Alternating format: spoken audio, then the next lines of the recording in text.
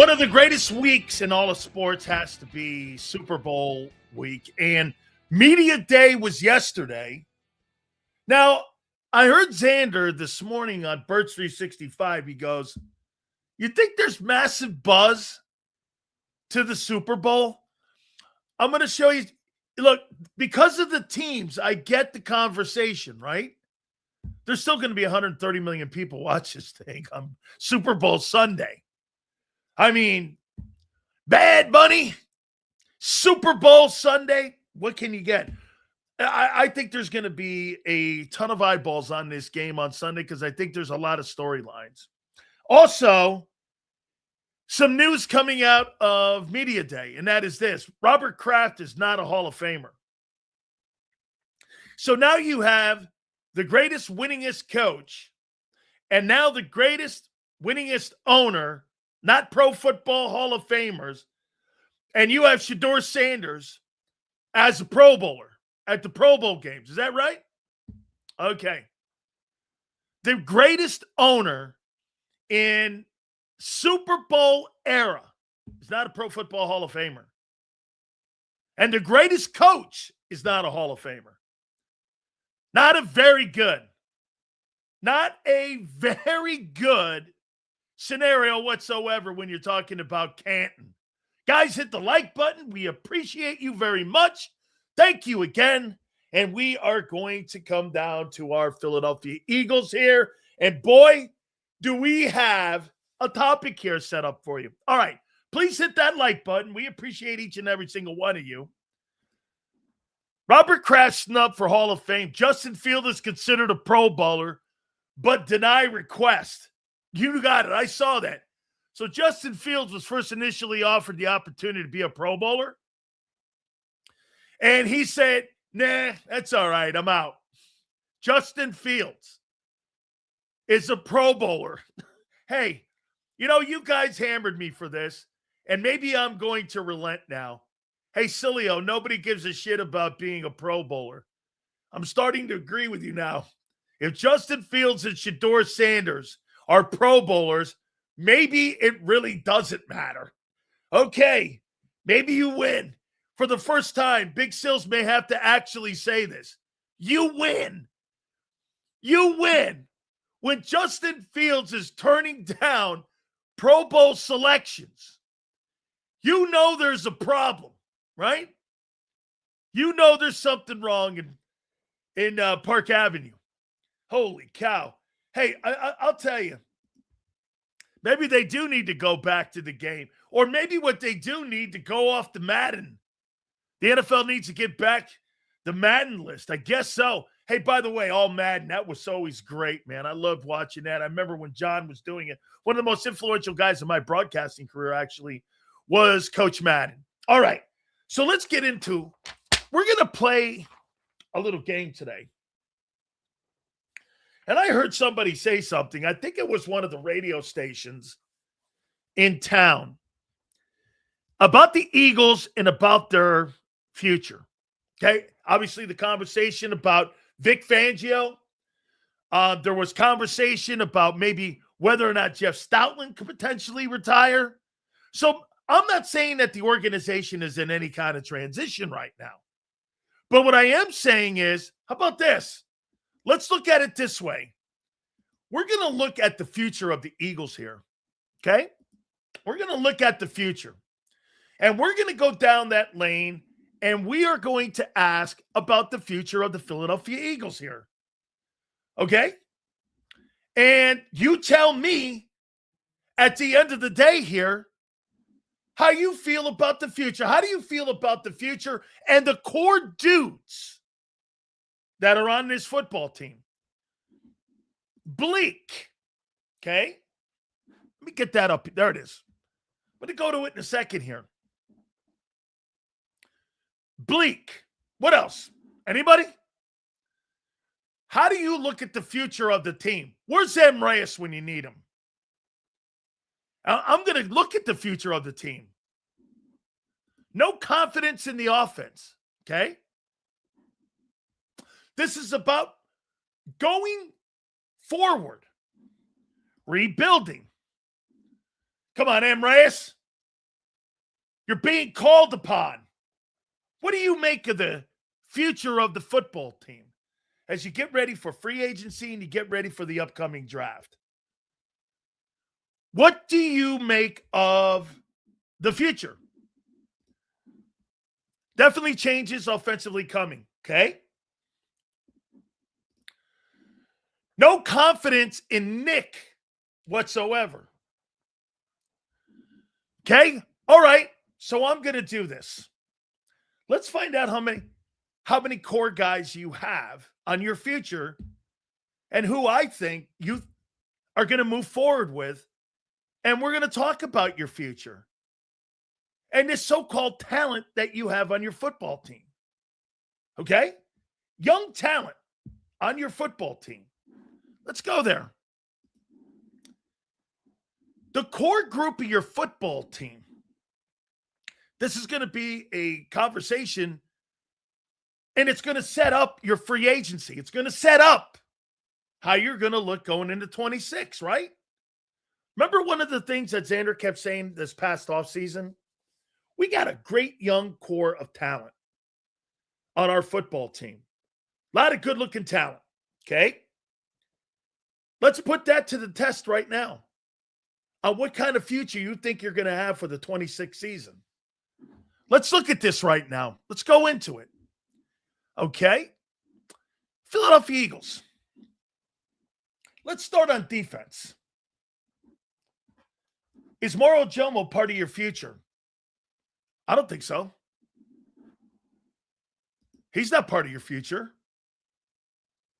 I mean, you're not going to build a football team around him, are you? If you can let Milton Williams go, you're going to let him go. You got another year with him, but it would go 26 and he's a free agent. So you're not going to address anything right now. So I would say Moro Jomo's not part of the future. Okay. Let's see. Jordan Davis. Let's put Jordan Davis. Jordan Davis, we all agree? And I'm going to put defense right above it. Jordan Davis, part of your future? What do you think? Jordan Davis, part of the future of the Eagles? He's one of the core guys. Okay, one of the core guys, right? We'd agree? I'll even agree, yes. You had me laughing. Who's more limited, the quarterback or the coach? Thank you very much. I appreciate the supers going to the top. Thank you. So, Jordan Davis, okay. Would love JD to stay. Fair enough. Okay. So, let's go to Jalen Carter. Jalen Carter has to be part of the core group of guys. Well, my exercise today is I want to see how many core guys you have. And all these core dudes you say you think you have, because I don't think you have as many as you think. Okay? All right. Jalen Phillips is not part of your future. Zach Bond's not part of your future. Nakobe Dean is not part of your future. Nolan Smith is not part of your future.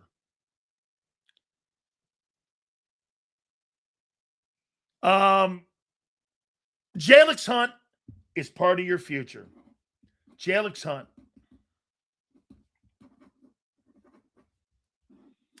Do we all agree so far?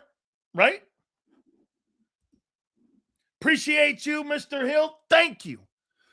Big Sills, there's a lot of chatter in Philly regarding Vic. If he doesn't give you a straight answer after the Super Bowl, give him an ultimatum. My take is pay him more than Flores. He's earned the respect. Your take. Bang. Boom. We will, thank you, Mr. Hill, we will hit on that. Pay Vic more. Absolutely. We will hit on that. Thank you very much for the super. You disagree on Davis. I think he's too expensive. Okay, we'll get to that. We're going to go back. First, we got to identify the core guys. And then Crowley will go back and get this. Then we'll address it. Jalix Hunt, Jalen Carter, and Jordan Davis. Reed Blankenship is not part of your future. Or do you think he is? How many people in here believe that Reed Blankenship is part of the Eagle core? We'll get there. Promise you. I just said it. I think it's a travesty. So we're going to address the core guys moving forward. Reed Blankenship is not part of your future. No matter what, Vic. Hey, get this. Zander said something interesting, and I'm going to apply this to what Zander said. Vic loves him. Well, Vic ain't going to be here in a year. Vic ain't going to be here in a year. So just because Vic likes him, that's almost irrelevant now. Vic's got one more year. Jahad Campbell, absolutely.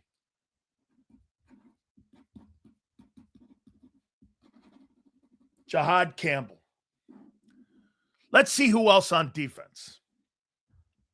Quinyon Mitchell, Q, for sure. 6, Cooper DeJean. So on defense, you got 6 core guys out of 11 starters. Jordan Davis, and then we're going to go back and talk some money here. You've got Jordan Davis, you've got Jalen Carter, you've got Jelix Hunt, you've got Jahad Campbell, you've got Q, and you've got Cooper DeJean. Those are your 5 guys. What we're doing here is we're going to identify, because I heard somebody say something in Philly today. The Eagles have a lot of core guys. I don't think you do. So now let's go over to the offensive side and take a look at your offensive guys. And let's start with the quarterback. How many people think that Jalen Hurts is part of the core and he's part of the future of the team? Hey, McCubbard looks like a fine ball player, but I don't believe he's part of your future. Yeah, A.J. Brown. Oh, wait. Yeah, no. Hang on. We're going to get to these guys. We're going to get to the offense. Okay?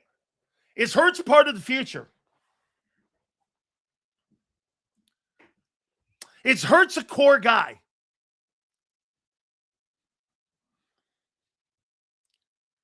Is Jalen Hurts a core dude?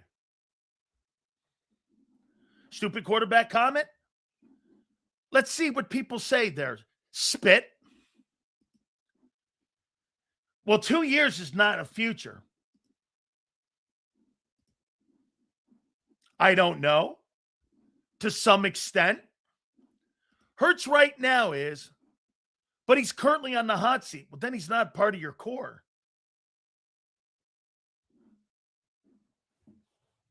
Do you believe Jalen Hurts is a core guy on your team? I don't. I don't think he is. Would you consider the quarterback to be one of your core guys building your football team for the Eagle future? Not me. 50-50? So your quarterback's not part of your future. On February 2nd? No. Wow.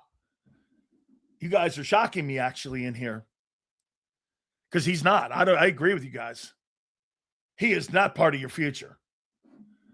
So let's move down. Is Saquon Barkley part of your future? No. What's Barkley got left? 1 year? That's not future. Saquon Barkley won't be on this football team in 2 years. He's not part of your he's not part of your core group of guys. He's in the now. He's not part of your future. He's not part of your core group. Okay? A.J. Brown's not part of your future. You're debating right now whether or not A.J. Brown's even on the freaking team. So far, Hurts, Barkley, and A.J. are not part of your future. And not part of the core group of guys. I look at the defense. A young Jordan Davis. A young Jalen Carter. a young Jalen Hunt, a young John Campbell, a young Q, and a young Cooper DeJean. That's core group of dudes. That's a core group. That's building for the future. Is right there. Those 6 dudes on defense. And so far, quarterback's not, the running back's not, and your star receiver's not. 2 years, you'll be in a rebuild. Maybe even 1 year. The way we're talking now. Devontae Smith, absolutely part of your core. Devontae Smith.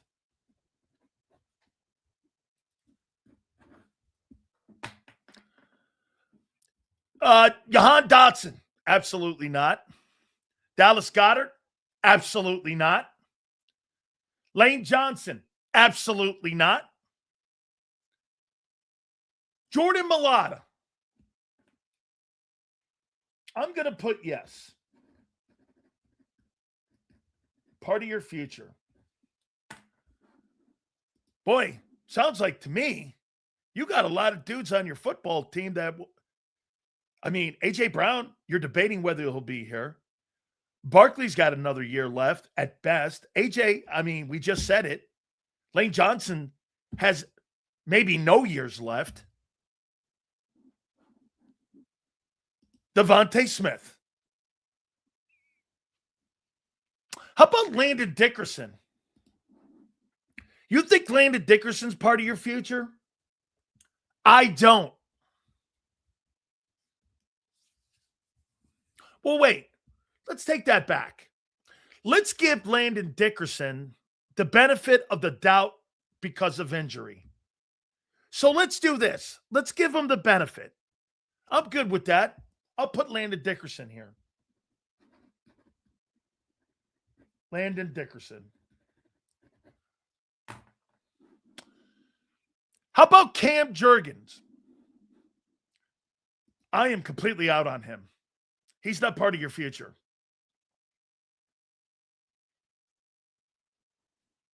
He's not part of your future. Tyler Steen is not part of your future. Get this. Cam is a no. Correct. Okay, so who's left? Steen's not. He's replaceable. So let's take a look at your core group of dudes. On offense, Devontae Smith are people you want to build around. Jordan Mailata and Landon Dickerson. The rest of those dudes, it's debatable if they're here in 2 years. They're not part of your future. As of right now, you got 9 guys that are core group of dudes out of 22. 9. Half your football team are people that you're going to look at as core dudes. Most of them, and 6 of them are on defense. Your offense is going to go through transition here. Okay? And get this. You see this douchebag here? Just because you're paying them don't mean they're good. You paid A.J. Brown that money, and he wasn't very good this year. Saquon Barkley was average. And get this. Not anytime soon? Well, then guess what? You'll suck and win 7 ball games this year. Guys, where's your core on being good? It's on defense. There's 3 guys that I think are your core group of dudes that are people you could build your team around. The other guys, they're hemorrhaging your salary cap. Cam's not going to be any better. A.J. Brown's not going to be here. Dallas Goedert's gone. Lane's retiring. And get this, like I said, Hurts is not getting any better. Where's your future on offense? Help me out here on that.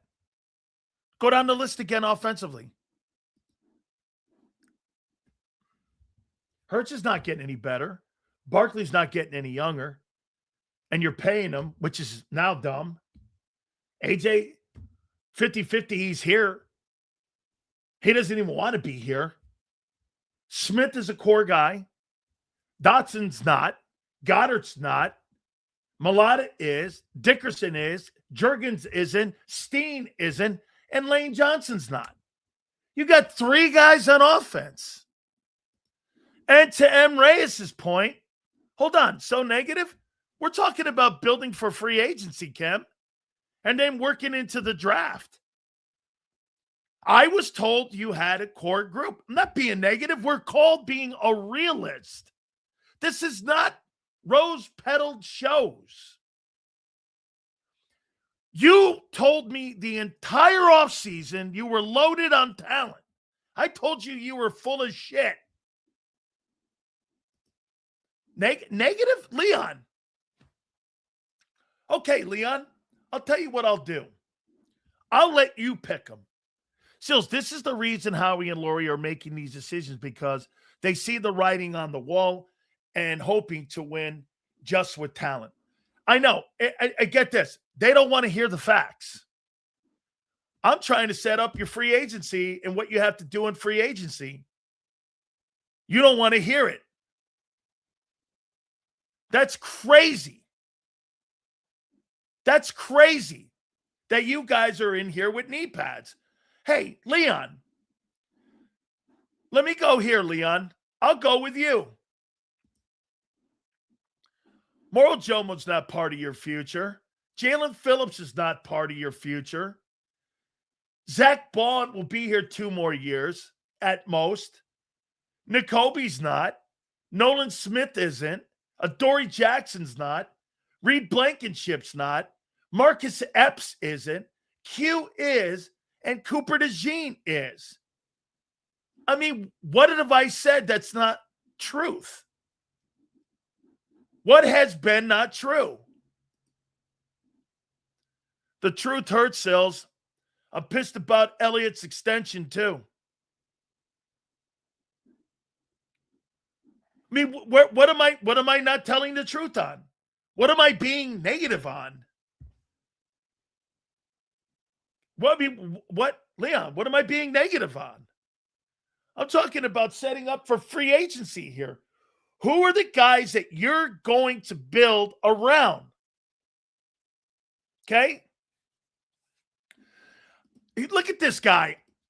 The only way you figure out what your moves are going to be, dumb nuts, is if who you think you have as a core group of dudes, then you fill in the gaps. This guy is, hey,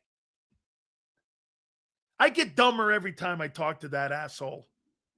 Honestly, I get dumber. I get dumber. It's not criticism. It's reality. Okay? It's reality. There's 3 dudes that are core guys that will be here in the next 5 years. Devontae, Mulata, and Landon. On defense, it's about 6. There's 9 dudes. Hey, by the way, I'm going to show you something.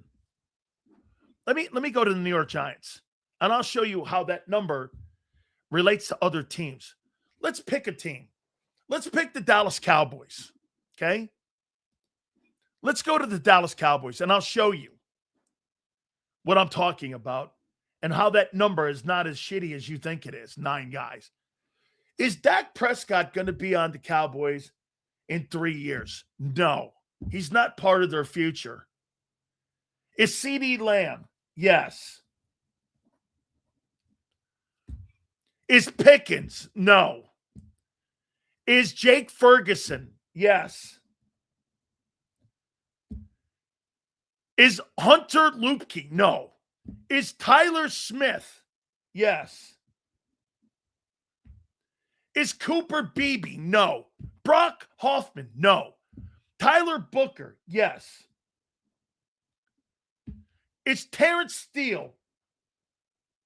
Probably. On defense. Donovan? Yes. The 2 tackles, yes. Quinn Williams. Dante Fowler, no. Overshawn, yes.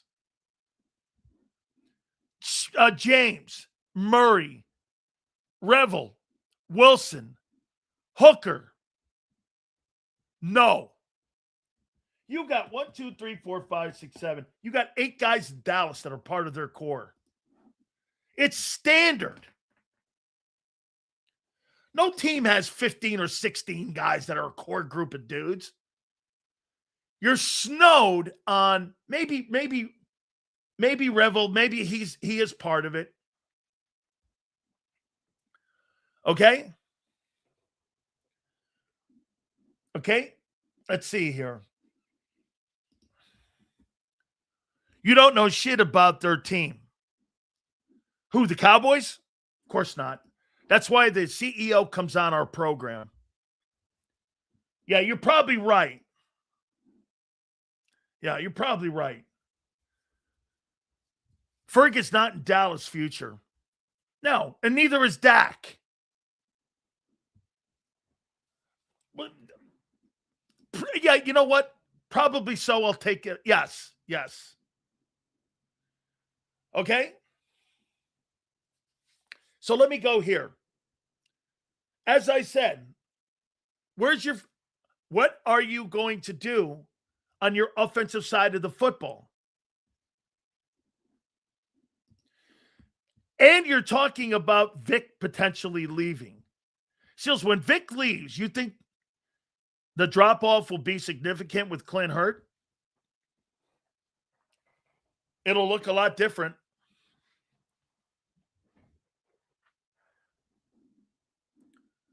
It'll be a lot different.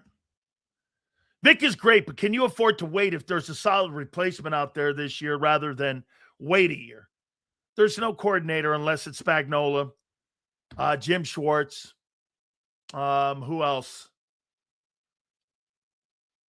Maybe Sean McDermott that you could have as a guy. Raheem's already been hired to San Francisco.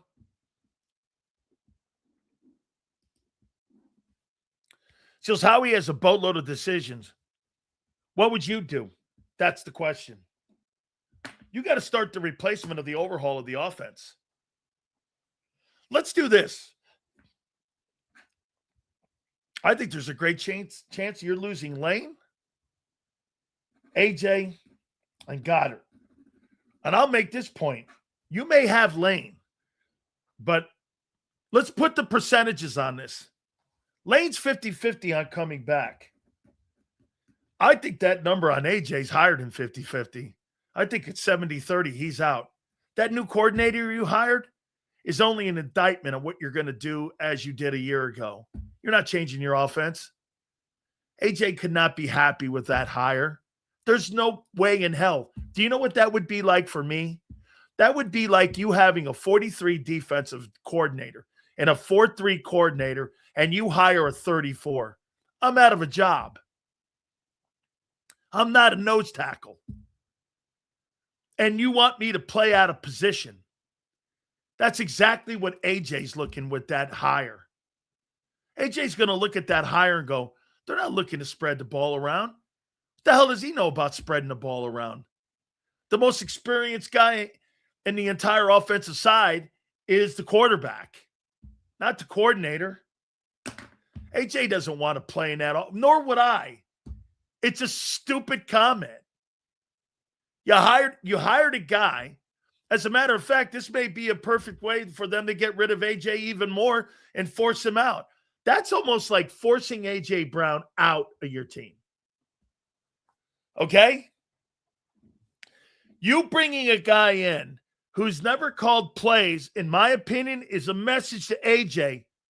All that shit you complained about a year ago, well, you ain't going to be here this year to complain about it.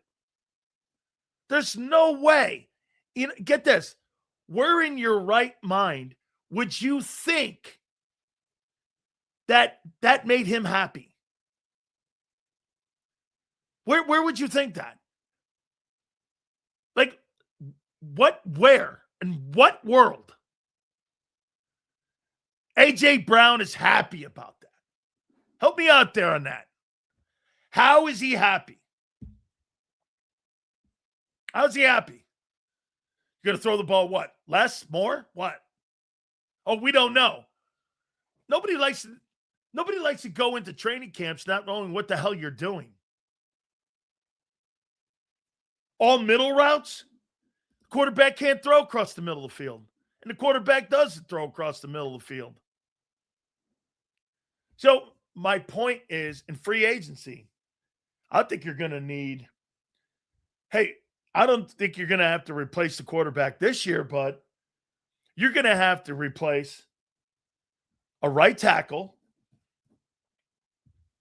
a right guard, a wide receiver, a tight end,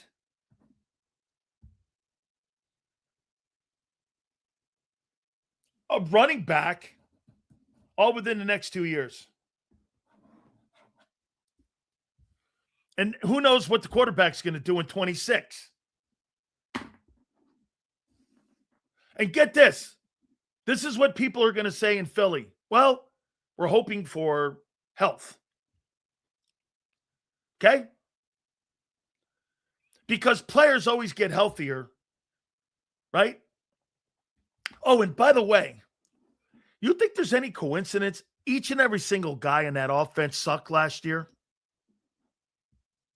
You're blaming all that on the coordinator? Says A.J. Brown might love his money more than the potential of making the Hall of Fame. I would. Okay? That's a loser mentality, Sil. What? What's a loser mentality? That you got to replace all those guys? Oh, that you're hoping that your guys get healthier. Okay? Do you let the big contracts walk so you can sign the backup quarterback if you think Hurts replacement, which I'm not sure? How about this? The big-time contracts, like M. Reyes says, you're going to have to die with those. Cam Jurgens? If Landon doesn't bounce back, by the way, let me just Google this. How many surgeries has Landon Dickerson had since in the NFL?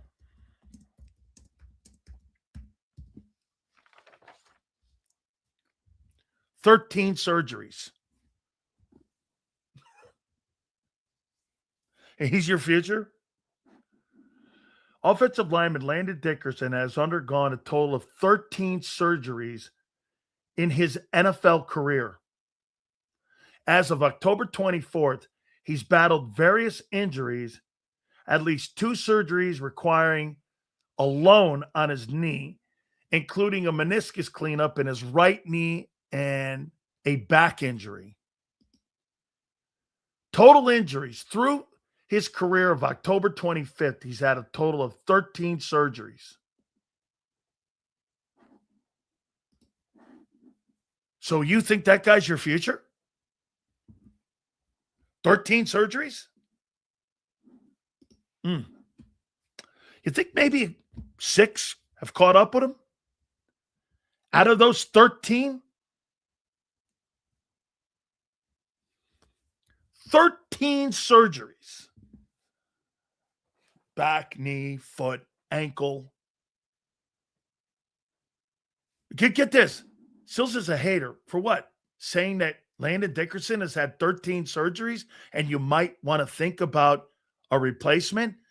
I think that you would think Howie Roseman was a hater then, because how I'm talking or how personnel people talk. I don't think you guys would really like how the NFL talks behind the doors at NovaCare. I don't think you guys realize how NFL executives talk, because it's not love. And get this, it's not what you think. Oh, you had only 13 surgeries? You know what the personnel people are saying? Howie, this guy's had 13 surgeries. It's time to think about a replacement for the guy. As much as we love the dude, and they do love the guy. Okay? Sills, thoughts on Kraft not making the Hall of Fame? It's asinine.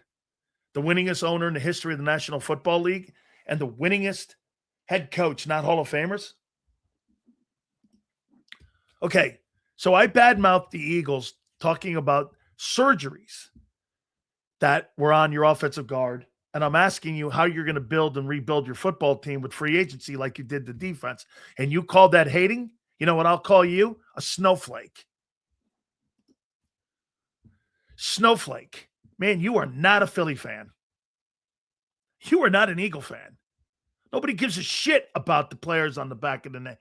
They care about the team, I thought. Man, you're a snowflake. Holy shit. Toughen up, guy. Go listen to one of those other snow job shows. Crazy? We talk like the NFL in here, man. Some of that is not cool for you. I get it. Go home and you get upset. We're talking about, I'm not ripping your team here. I have not ripped your team in 1 second. I have not said one thing negative about it. I'm talking about rebuilding your football team, asshole. What a snow job. NFL is cutthroat people. Time to move on. Thank you, but goodbye. Correct. Hey, when they moved on from Derek Brooks, or they moved on from John Lynch, and they moved on from Warren Sapp, and they moved on, you know what everybody was saying to me about that shit?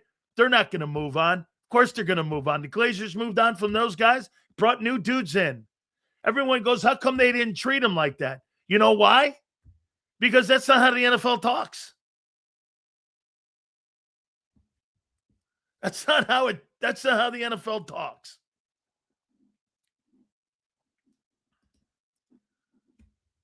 I'm with you, Prince. Cam's done.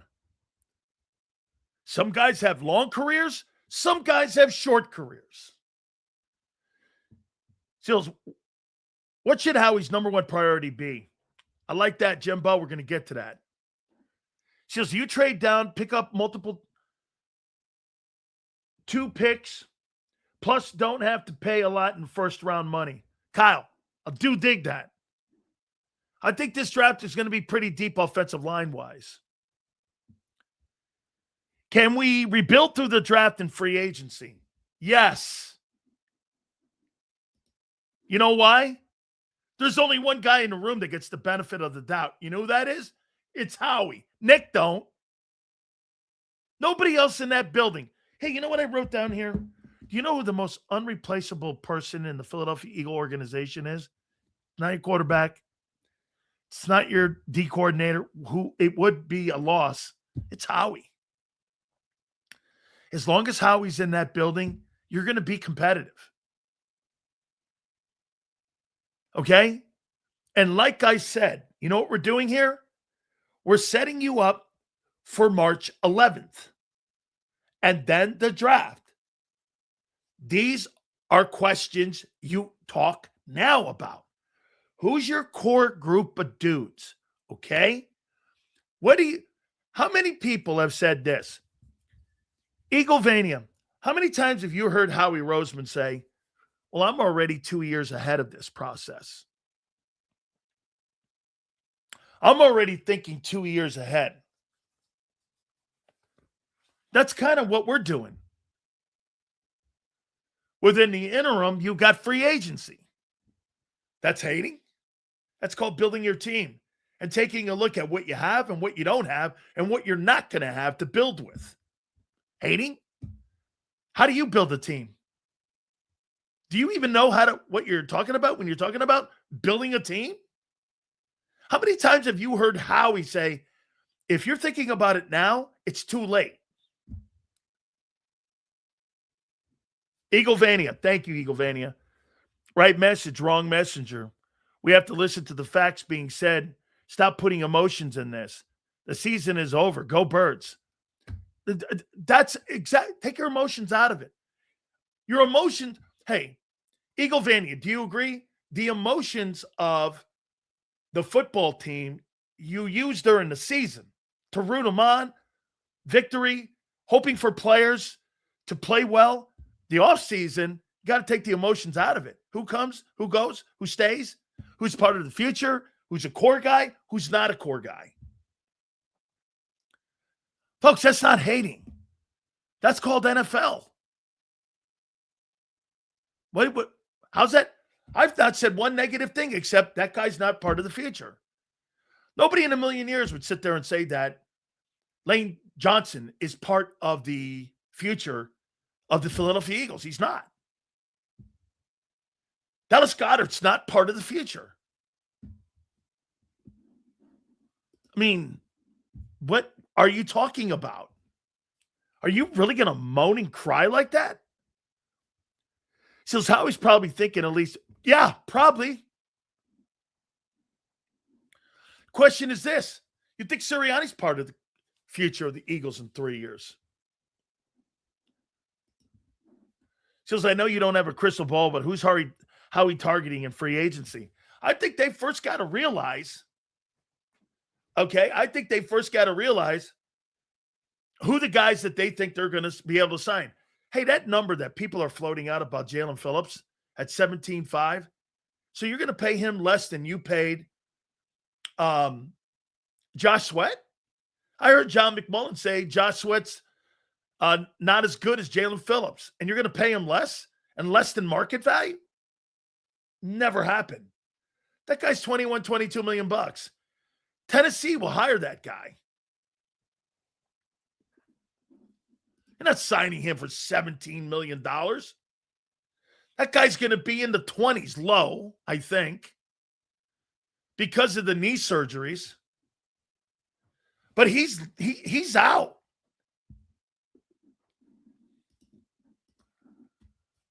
Guys, don't get butthurt over this.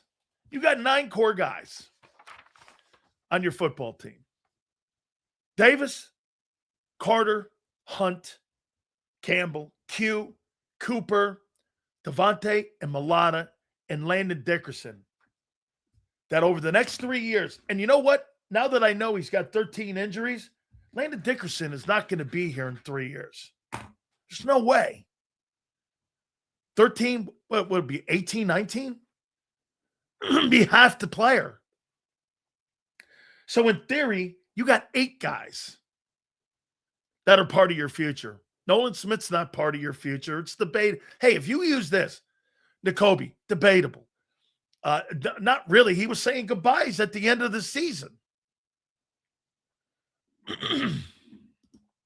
Like I said, you got about 8 guys that over the next 2 years you're going to have to build the team around. So I think one of the biggest problems is we have a quarterback that isn't a clear leader on the team. It's different. Saquon took over the locker room in a short amount of time. It was always the O-line before. I think that's a great comment by you. Okay? I don't think that Jalen Hurts is a core guy. I don't believe he'll be here 3 years from now.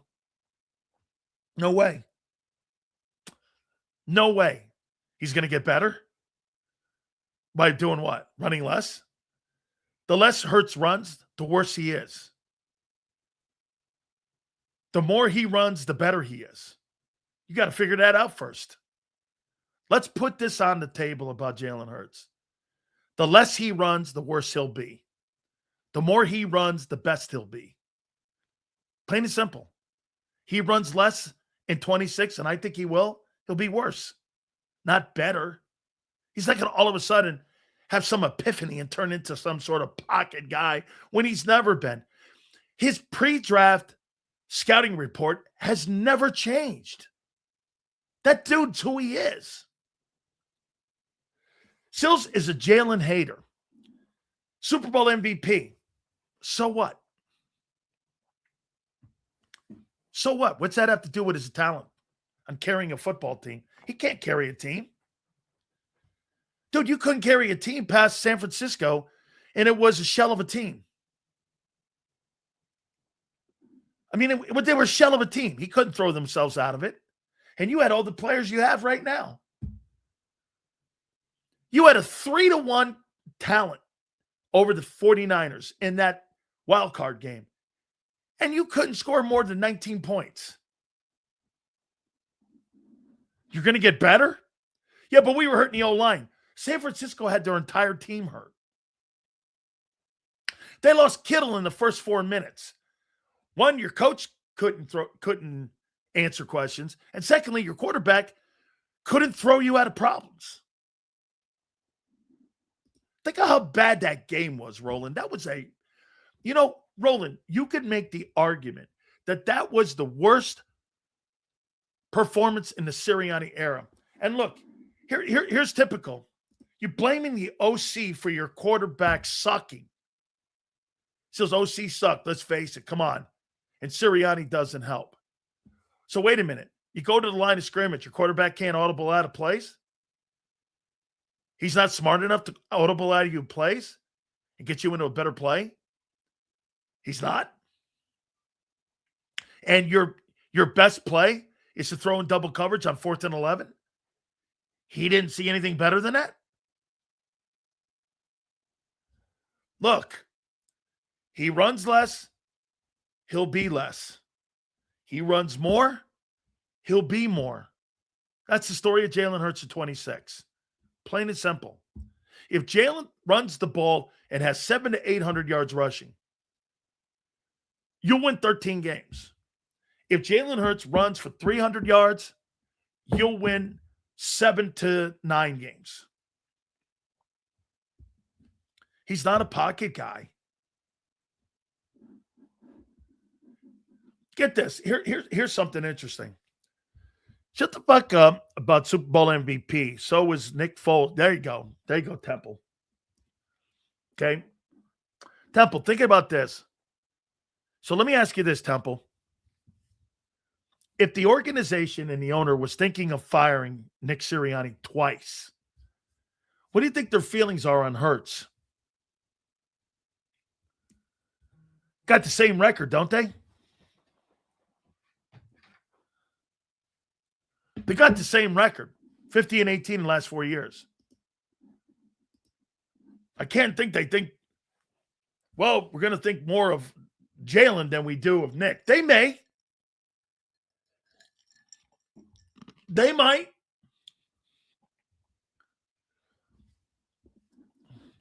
How you doing, my friend? I think you guys are going to have a really great year coming up, 49ers. Get all your pieces back. Bosa, Warner. I think John Lynch does a nice job at drafting. What factor did AJ play in the games this year? Did we win despite, or would we not have him change the record? If you don't have AJ Brown on that football team, what's the threat in the outside? Devontae? I think Devontae's a really good football player. Sasha, I think he is a really good football player. But do I think he's AJ Brown in a 1? I don't. Now, you put him with a quarterback like Stafford, he's going to get you 1,300 yards. You put him in an offense where he's got to be the number one dude, and the quarterback is not elite. I mean, he's not that guy. Like, Devontae Smith with Burrow would be insane.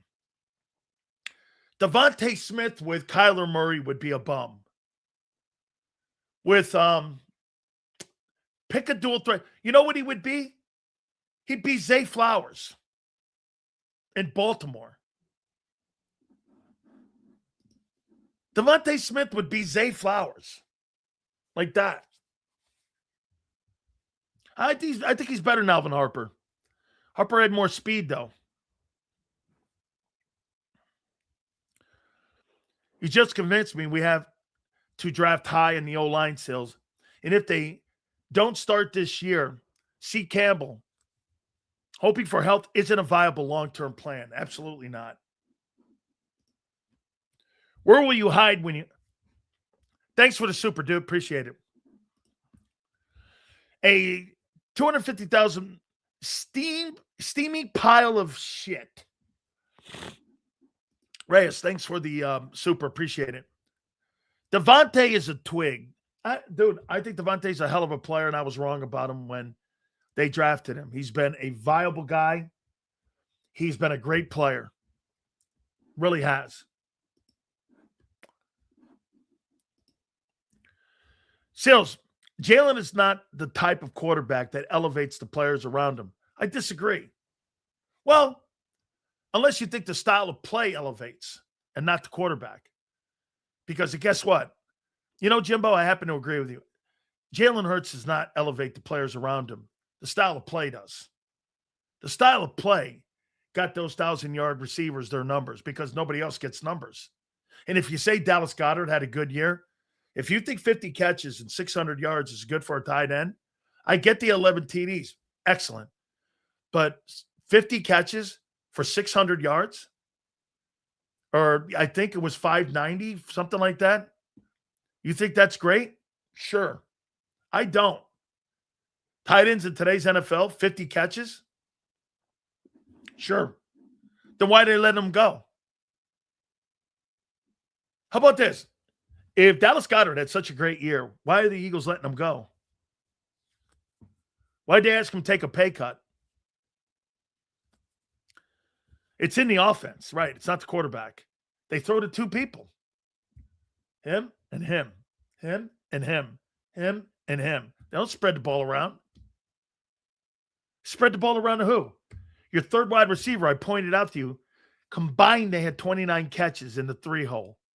They don't spread the ball around. If I'm a coordinator, I know where they're going. Right, left, right, left, right, left, throw out of bounds. It's not an offense. And most of those catches are 5 to 10 yards. So Smitty's talent could be wasted with Hurts. I don't think they're wasted. He gets his numbers. They win a lot. They win with this style of play.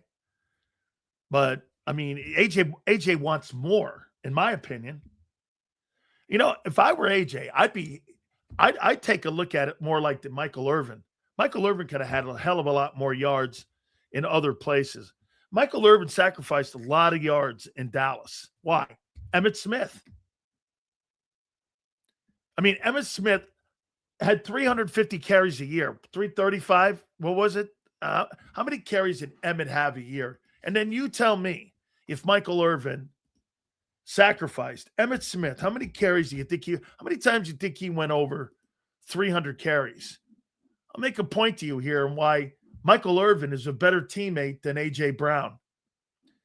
So here's Emmitt Smith, 365, 373, 368, 377, 327, 320, 339, 294, 288, 254, and as his career was winding down. First part of his career, Emmitt Smith was averaging 350 carries a year. There's not a lot of footballs to go around. How many attempts do you think the quarterback threw for? 20? There was about what? Because there's always 63 plays in a game. So you're talking about one guy, not Daryl Johnson getting the ball even in runs. You're talking about the run game getting 40 carries a game and 63 plays a game as an average. You're talking about 23 passes to Harper, to the tight end, and to Irvin. There's not a lot of footballs to go around in an offense like that. Okay? So did Michael Irvin sacrifice catches and yards? Of course he did. Because Michael Irvin wanted to win. AJ doesn't want to do this any longer, it seems. I think they're compatible. I think, here, let me show you. Michael Irvin didn't have, like, big, I don't think he ever had 100 yards or 100 catches.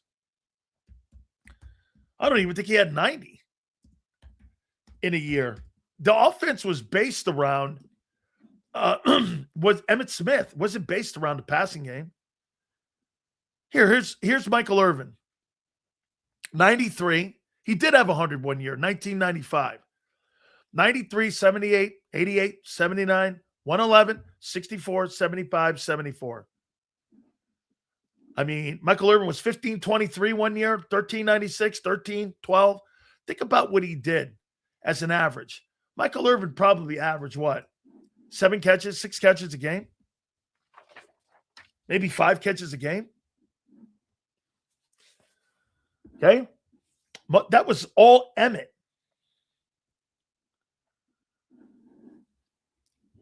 Let's see here. Imagine if Irvin stayed in Miami and played with Dan. If he was with Dan Marino, he'd have had 135 catches.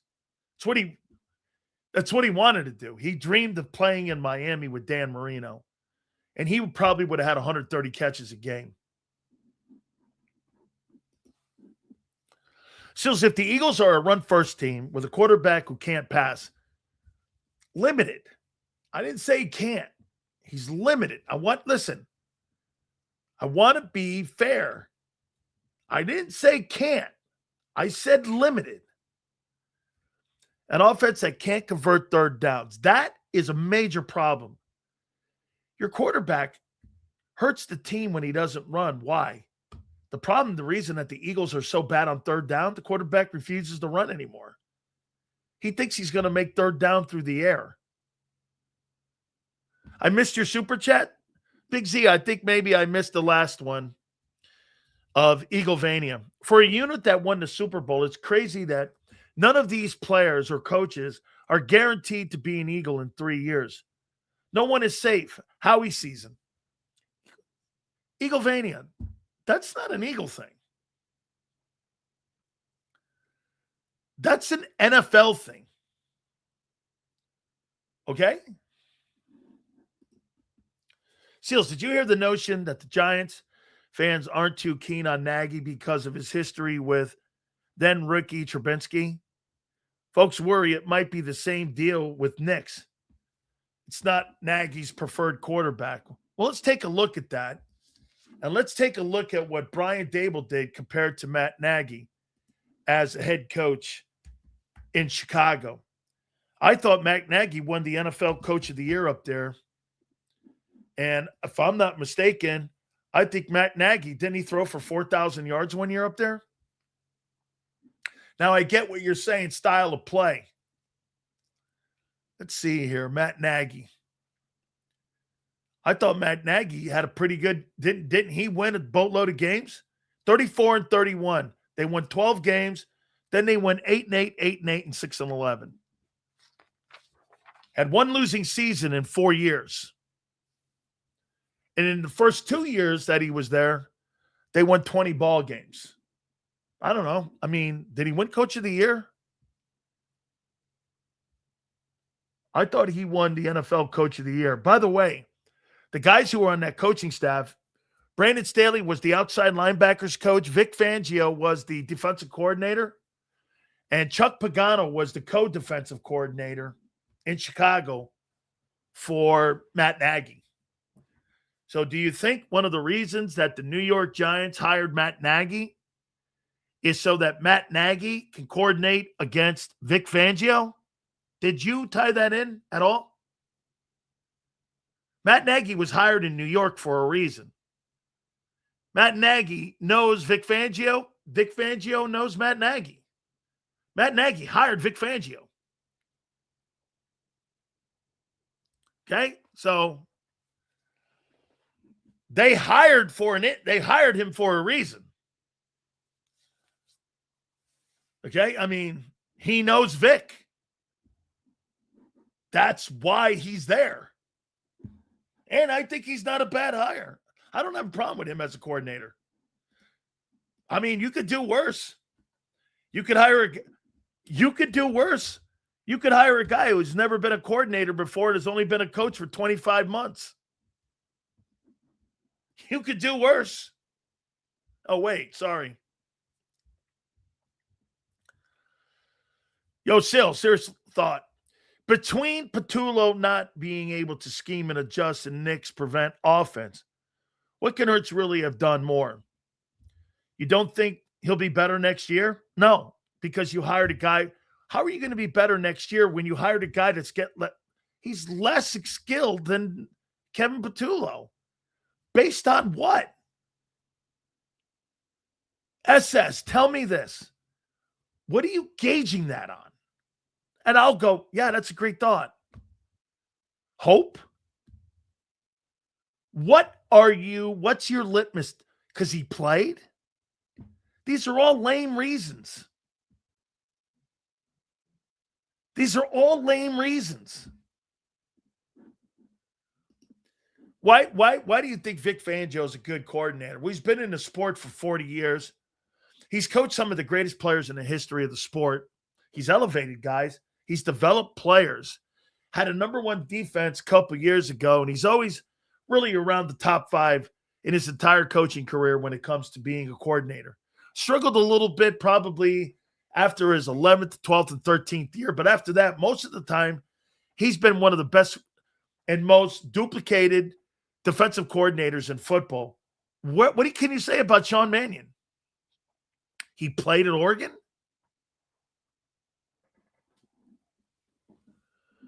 Okay. So here, experience doesn't always translate to competence. So would you rather take a chance on a guy who is, let me ask you this then, Michael. If you had to have open heart surgery and you had 5 guys in the room, 5 guys were experienced and 5 guys had no experience on open heart surgery, but they told you that some of these guys were going to be some of the best surgeons of all time and your life depended on it, who would you take? Guy who's had multiple open heart surgeries and been successful doing it? Or would you go and you hire the guy and go, I have a good feeling about that guy. Go ahead, cut away. Open me up. I'm ready to rock. Is that how you would do things?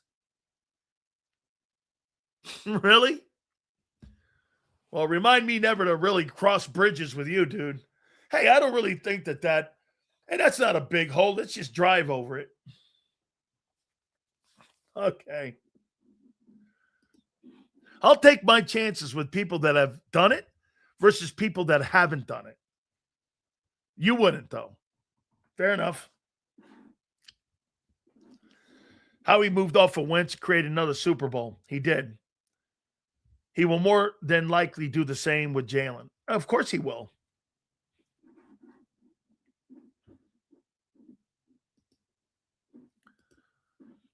You gave a test pilot a pilot's license on a commercial plane. Hey, that's probably better. Mannion is a clean slate for Jalen. I like it, Sills. Okay, so he's a clean slate. What's his slate? We don't know yet. Here, I wrote this down about him. Where is it? We won't know Sean Mannion who he is until September. I know who Vic Fangio is now. I know who Matt Nagy is now. So we have no idea if this is going to work until September. Well, Sills, do we really know if Matt Nagy's going to work in New York? Well, he's got John Harbaugh. By the way, you know who the D coordinator is in New York? It's Denard Wilson, your guy. Don't you find it odd what John Harbaugh's done? So he hired a guy in Matt Nagy who had Vic Fangio on his coaching staff in Chicago. And then John Harbaugh hires Denard Wilson, who was your DB coach and who wanted the job instead of the Eagles giving it to Sean Desai. You think there's any coincidence to that? Do you? Or no? John Harbaugh is building a coaching staff. Get this. Okay, that's a reach, Sills. Come on. So wait a minute. You don't think the Giants are building a coaching staff to beat the Eagles? And by the way, Denard Wilson's running Vic Fangio's defense in New York. You think that's a reach? So you think that when people go into the April draft, they don't draft people to beat the 49ers or Detroit. They draft people to beat their divisional opponents. They hire people to beat the divisional opponents. You got to win your division first. You build your team around the division. So wait a minute. When they got Quinnen Williams, the Cowboys, they did that because why? Eagles run the ball.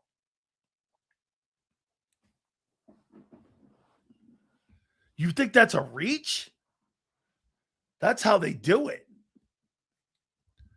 Dan, I feel this offense is getting older and is expensive. Two things, coordinators, and two things that GMs hate to hear. Intern Sirianni, those are things people don't want to hear. Older and expensive. They like cheap and peppy. Cheap and peppy. That's what they like. Deals. Older and expensive. No one wants that. I think you need more balance. You'll never get balance with Hurts unless Jalen runs. Your balance in your offense when he was doing that was his balance. Throwing, running, throwing, running. Guy runs for 300 yards. That football team's not balanced, is it?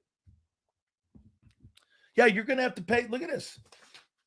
You're going to have to pay the defensive side now. You got 6 core dudes on that team. You got about 2 on offense. Depending on what you think longevity in the NFL is. I happen to think it's 3 years. So I'm going to use a Jimmy Johnson line. We got to beat the division, draft interior O-line, good DTs. That's how I learned it. So if teams are built to stop the run, teams are built to stop opponents in your division. Sasha, you built, if there's a dominant team, okay, why do you think there's a ton of great DBs in the AFC West? Derwin James, go down the list. Okay? If you don't have great DBs in the AFC West, you're not beating Mahomes. If you don't have edge rushers, okay? If you don't have edge rushers and you don't have corners in the AFC, you're not beating Mahomes. You're not beating Allen. You're not beating them dudes. So with teams, well, that's experience as a player doesn't make you a good coach. No.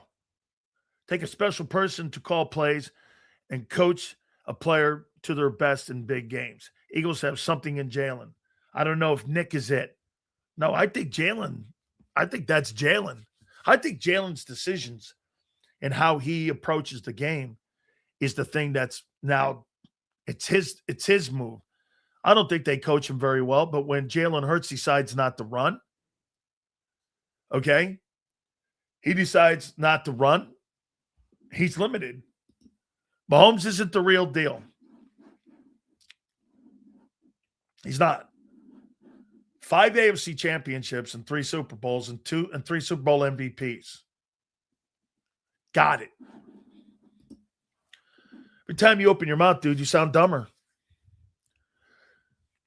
Sills, I sent the super chat, need you to take on the Birds paying Vic more. I saw that and I read it.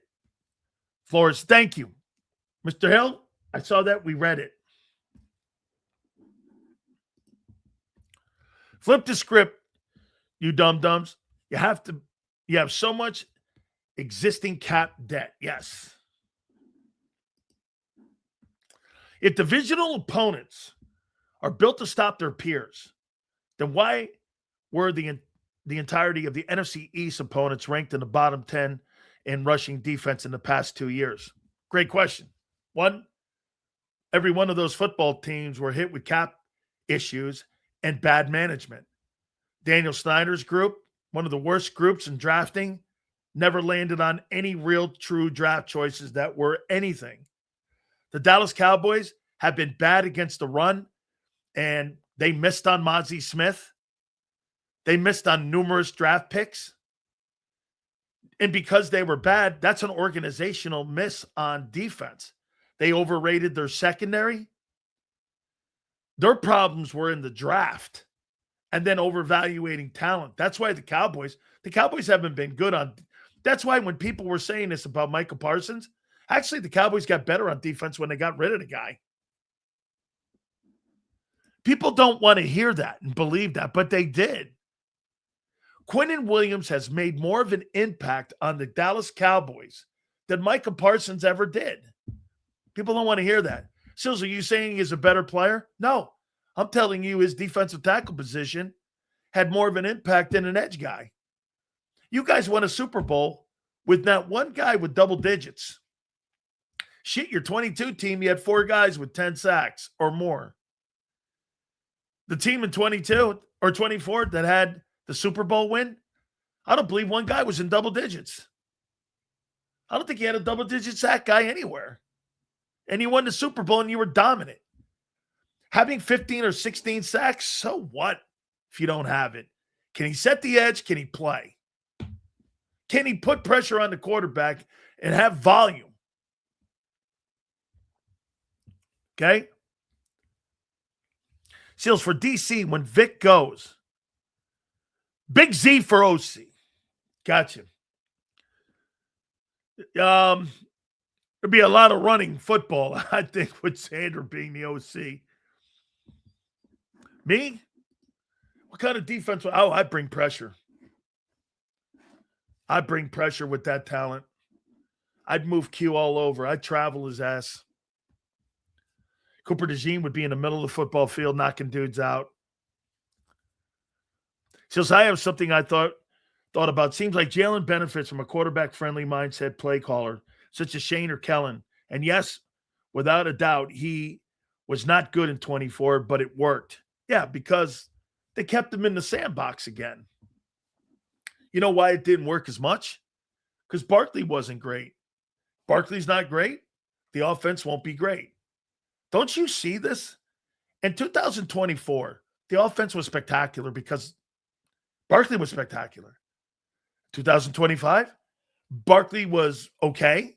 The offense was okay. Jalen, nothing to do with it. Jalen was the same guy he was, I think, in 24 as he was in 25. I don't think he was any different. When he was asked they had to win a game, he couldn't do it. Game that mattered. It's boomer or bust next year. I believe in this team, okay? But you have to have all the options on the table. I'd rather they go 1-16 than be the Sixers. It's a great take. I agree. I want guys taking – listen, I'll tell you this about your GM. Never rip your GM on moves, okay? Because he doesn't stop making moves. That bullshit he did the entire offseason, I laid it out for you guys. Told you, those guys weren't going to make any impact. However, he didn't stop swinging. He kept swinging. He kept swinging. Adoree got better. You know, the only 2 moves he made that were worth the shit last year were Jalen Phillips and Adoree Jackson. The rest of them were not very good. Every other move. Hey, Kyle, how many moves did Howie? Let me see that. How many trades did he make for the 2026 season? 25 season, excuse me. How many moves? How many trades or deals did Howie Roseman make in 2025?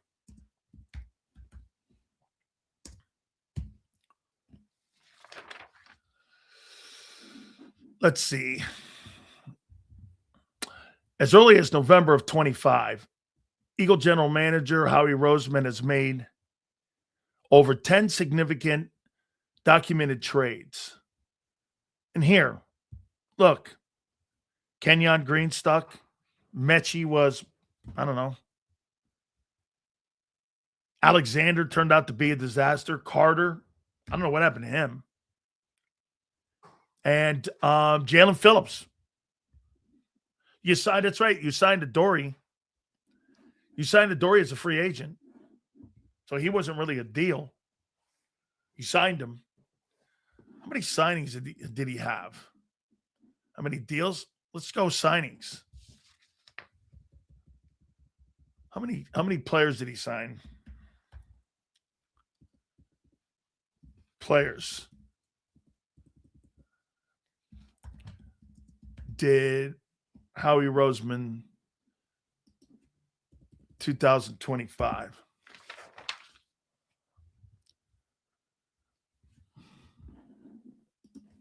That sound right? 14?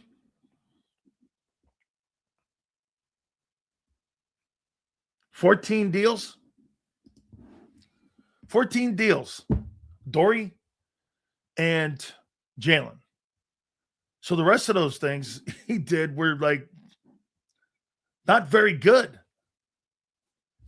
But he kept swinging. He kept swinging. That's okay with me. You keep swinging like that. That's all right. Yeah, but Ringo was on the team already. Since the Cowboys had a top 5 offense and top 5 defense in 23, Dak is not a great quarterback when it matters. Okay? Sure. So play Howie. You're on the clock. You just lost AJ, Lane. The tight end's up in the air. What do you do? I'm on the clock. Eagles are picking at 23. Is that right?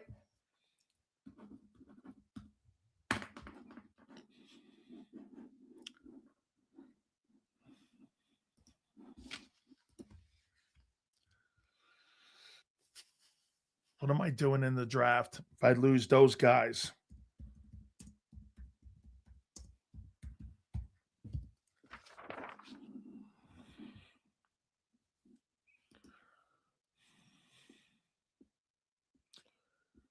Picking 23. This is preliminary now.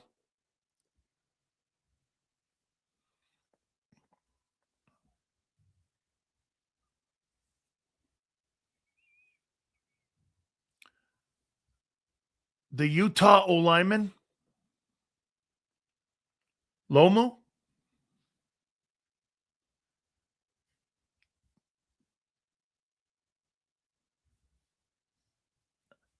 Possibly Denzel Boston from Washington.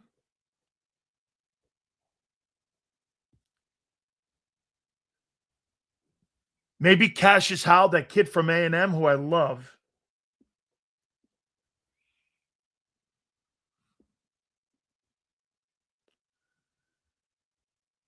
Kenyon Sadiq, the kid from Oregon. I think he's a little undersized, though, and he's a junior.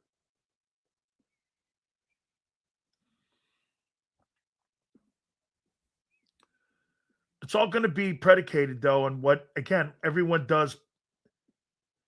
Because the kid, Terrell, I like him, the corner from Clemson. But he's going to go, I think, in the teens. I think the Cowboys are probably going to draft that Arizona State wide receiver if they lose Pickens.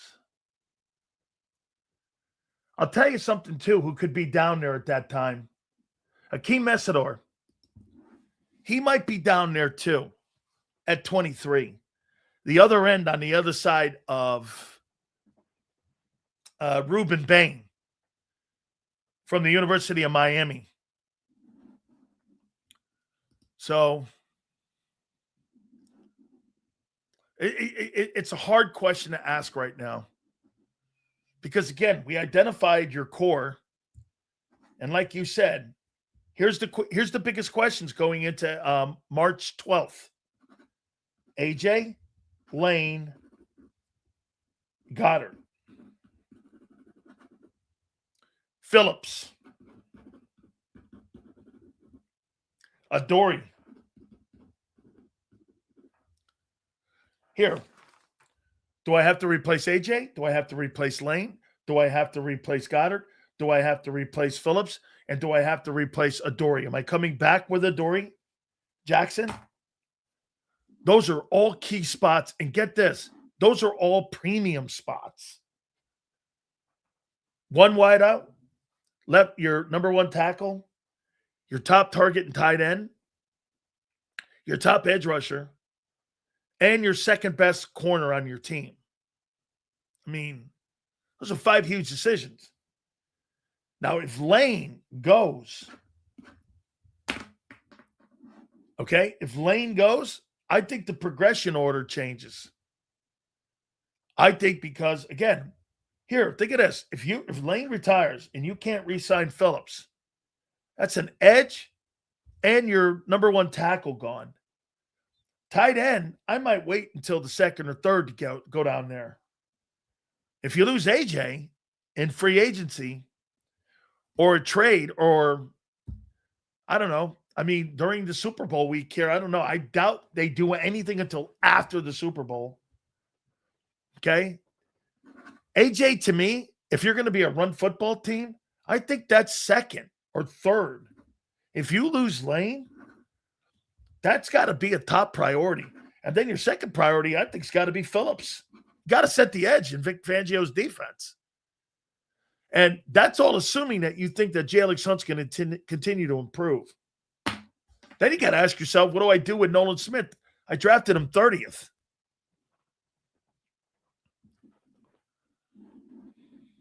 So, I mean, what do you do if you're Howie? Again, you first have to ID who do we think in the next 3 years? And I laid it out. Davis, Carter, Hunt, Campbell, Q, Cooper. I don't want to hear about borderline guys. These are guys that I think are your core dudes.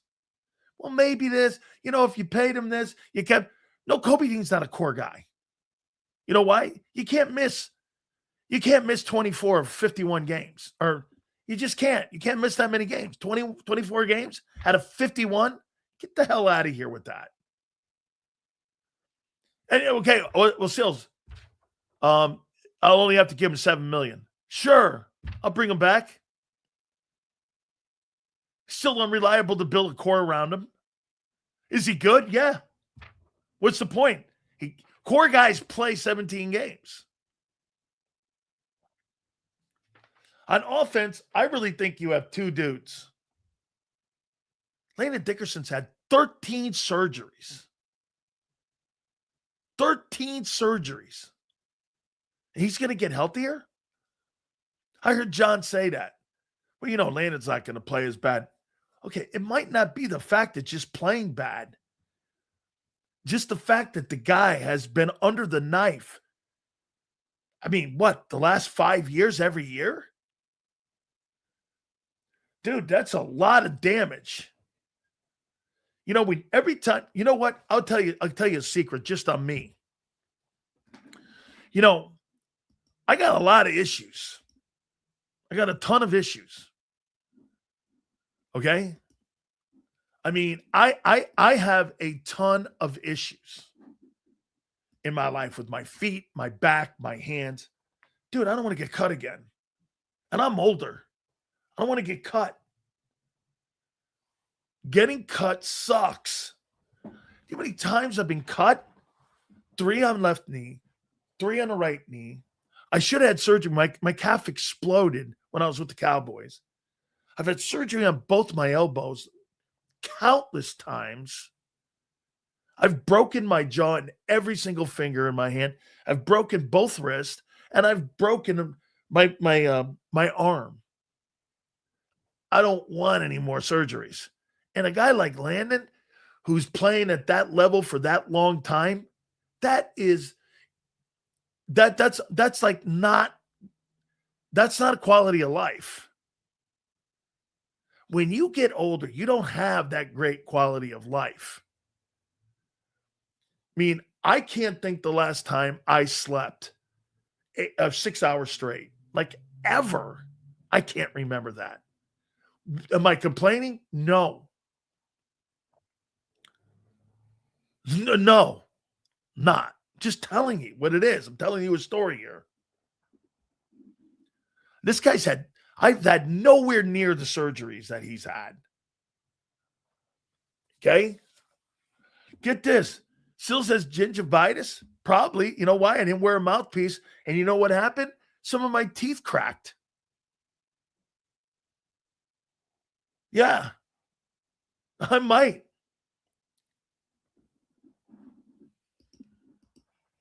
I've cracked my teeth. My teeth are cracked. Some of them.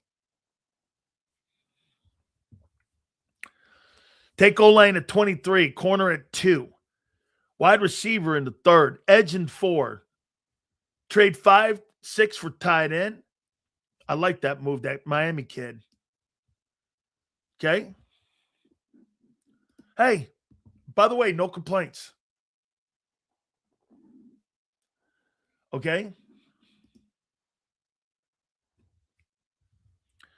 It's just you need some new, and probably, yeah, but that means someone's got to do surgery in my mouth again.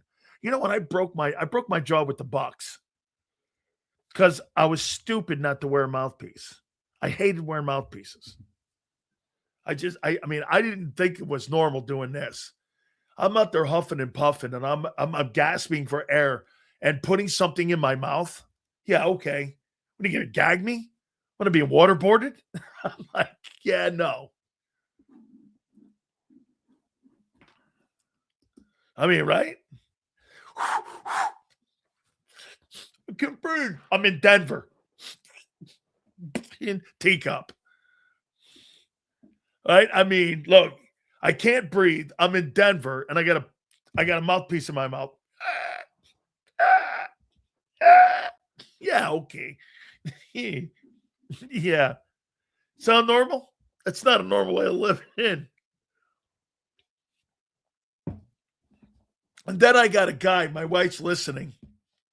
Then I got a guy giving me some pills. I won't tell you who gave them to me. Hey, Sills, this will get you going really good. So this guy gave me a Black Beauty. I can't breathe. I got a mouthpiece in my mouth, and I'm in Denver. Congratulations. I'm ready to go. And the game hadn't started. And the game hadn't even started. I'm in Denver. Playing against Elway. Ready to go. Yeah, like I was like dying. It's only the 4th play. I know.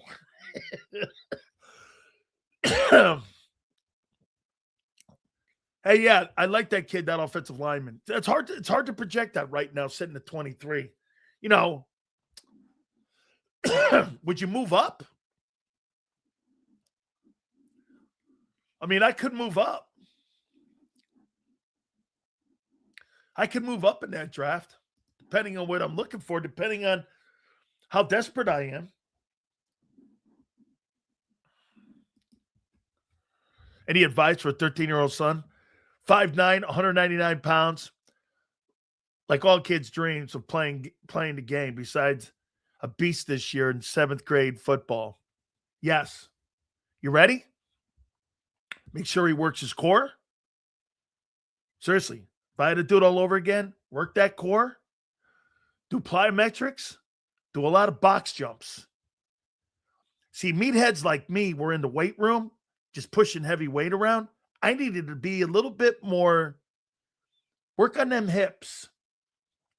Okay? Be a little more limber. A lot of jumping exercises. That's what I would do. Remember something about Big Sills, though. I'm a 600-pound bench presser, 800-pound squatter back in the day. Right now, I can't jump over a stack of dimes. Okay? I can't jump over a stack of dimes. All right. Where'd it go? Oh, my God. You guys, this is fun. Do me a favor. Please hit the like button. Super chats, go to the top. Who do we got on here? Oh, we got Mark Farzetta on at 4:30. So we will talk to Farzy. That will be at 4:30. We're working on Michael Irvin from the Super Bowl this week, too. So we're working on that. And Romanowski, as I promised. So these guys are doing all kinds of like appearances right now. Media Day was insane. All right. So without further ado, great conversation today. By the way, I'm going to start it out with this Robert Kraft news. Without further ado, we bring our guy in, Big Z, Zander Krause. He joins us now. How you doing, bro? Sills, what's up, my man? How you doing? Doing good. Would you make it a fact that the National Football League now is not going to have the greatest owner in the Super Bowl era and not going to have the greatest coach in the Super Bowl era in the Pro Football Hall of Fame? Well, I tell you what, if they want to be consistent, now they're going to have to keep Brady out of the first ballot. And then they're going to make themselves. It'll be a triple threat of showing how much of an asshole they are, or a royal flush, or whatever you want to call it, for them being idiots. But yeah, I mean, it's odd to me, but I guess they really do. I guess they really do care a lot more about the Deflategate and all that crap more than most of the average fans do. But don't you feel like because they kept those two out, I mean, you almost got to knock – if you knock those two for it, assuming that's why they didn't get first ballot. I feel now that the Hall of Fame has to go in and strip these dudes of all their votes if they're going to try to change the history of the game. You're there to be caretakers of the game, not to give me your personal bullshit mentality of how you feel about the game.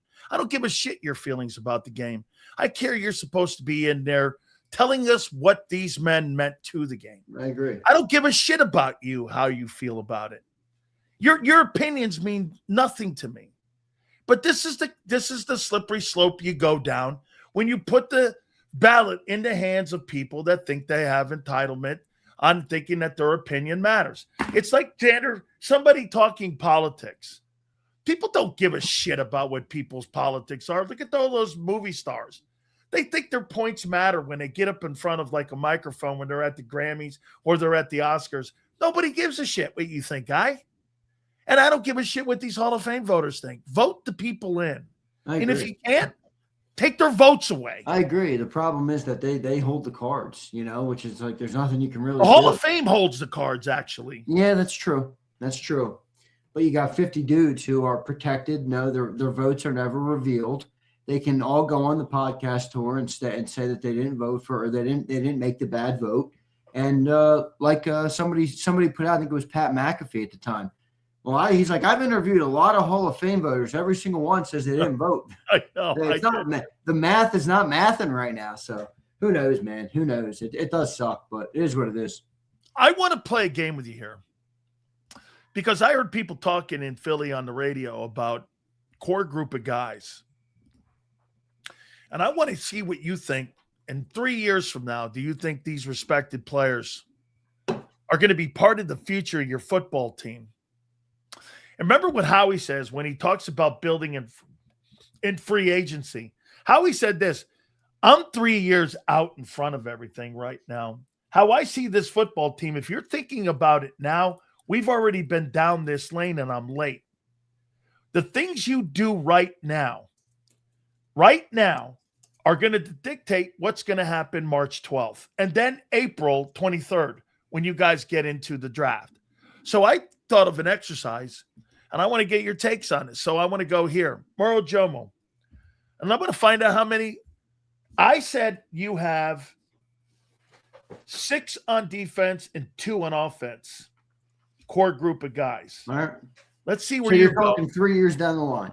I'm talking in 3 years will these dudes be on your football team? Yep. It's good exercise, actually. It's good exercise. Moro Jomo. No.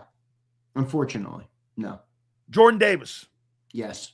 Okay. Davis. Let me put defense here. Carter. Yes. Okay. Phillips. No. Bond.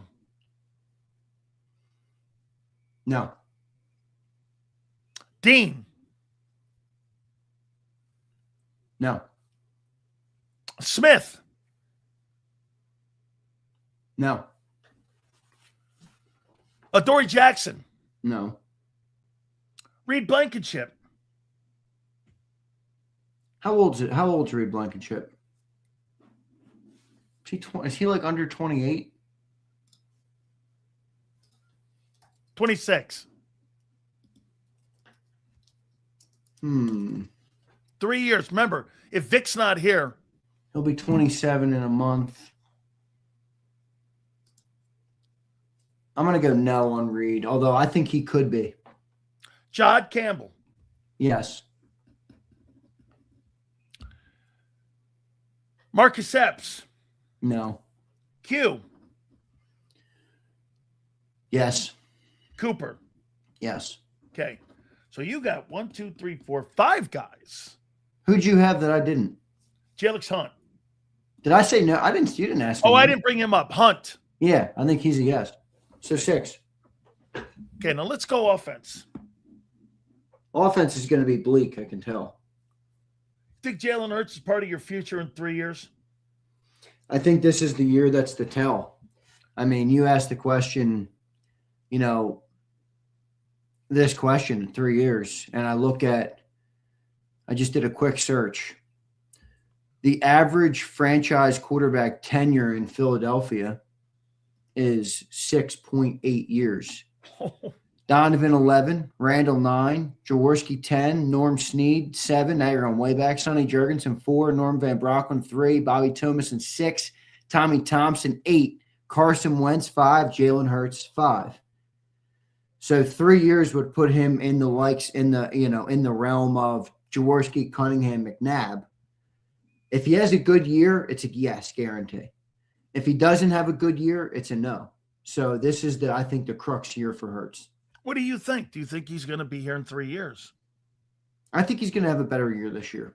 And I think the owner really likes him. And I think the owner has a longer leash on Jalen Hurts than a lot of fans do. I don't think the owner thinks he's the problem. You're going to say Hurts is part of the core. I'm going to say Hurts right now will be here in 3 years, yes. Okay. About Barkley? Barkley, no. Too old running back. AJ, no. Too old and wide receiver. Devontae, yes. I think Devontae will be a savvy veteran by then. Dotson, No. Goddard, no. Mulata, I think should be, assuming there's no crazy injury or something like that. He should be. I've looked up Landon Dickerson's had 13 surgeries. Yeah, I'm with you on Landon. You don't have to convince me there. Cam Jurgens. No. I think they're regretting the contract. I think in another 2 years or a year, maybe even this year, he'll be out. Tyler Steen. No. Lane Johnson. No. You got 3 core guys on offense. And the quarterback is a question mark in 20. Who'd you leave out? You left off Hurts? Yeah. Because I know who he is.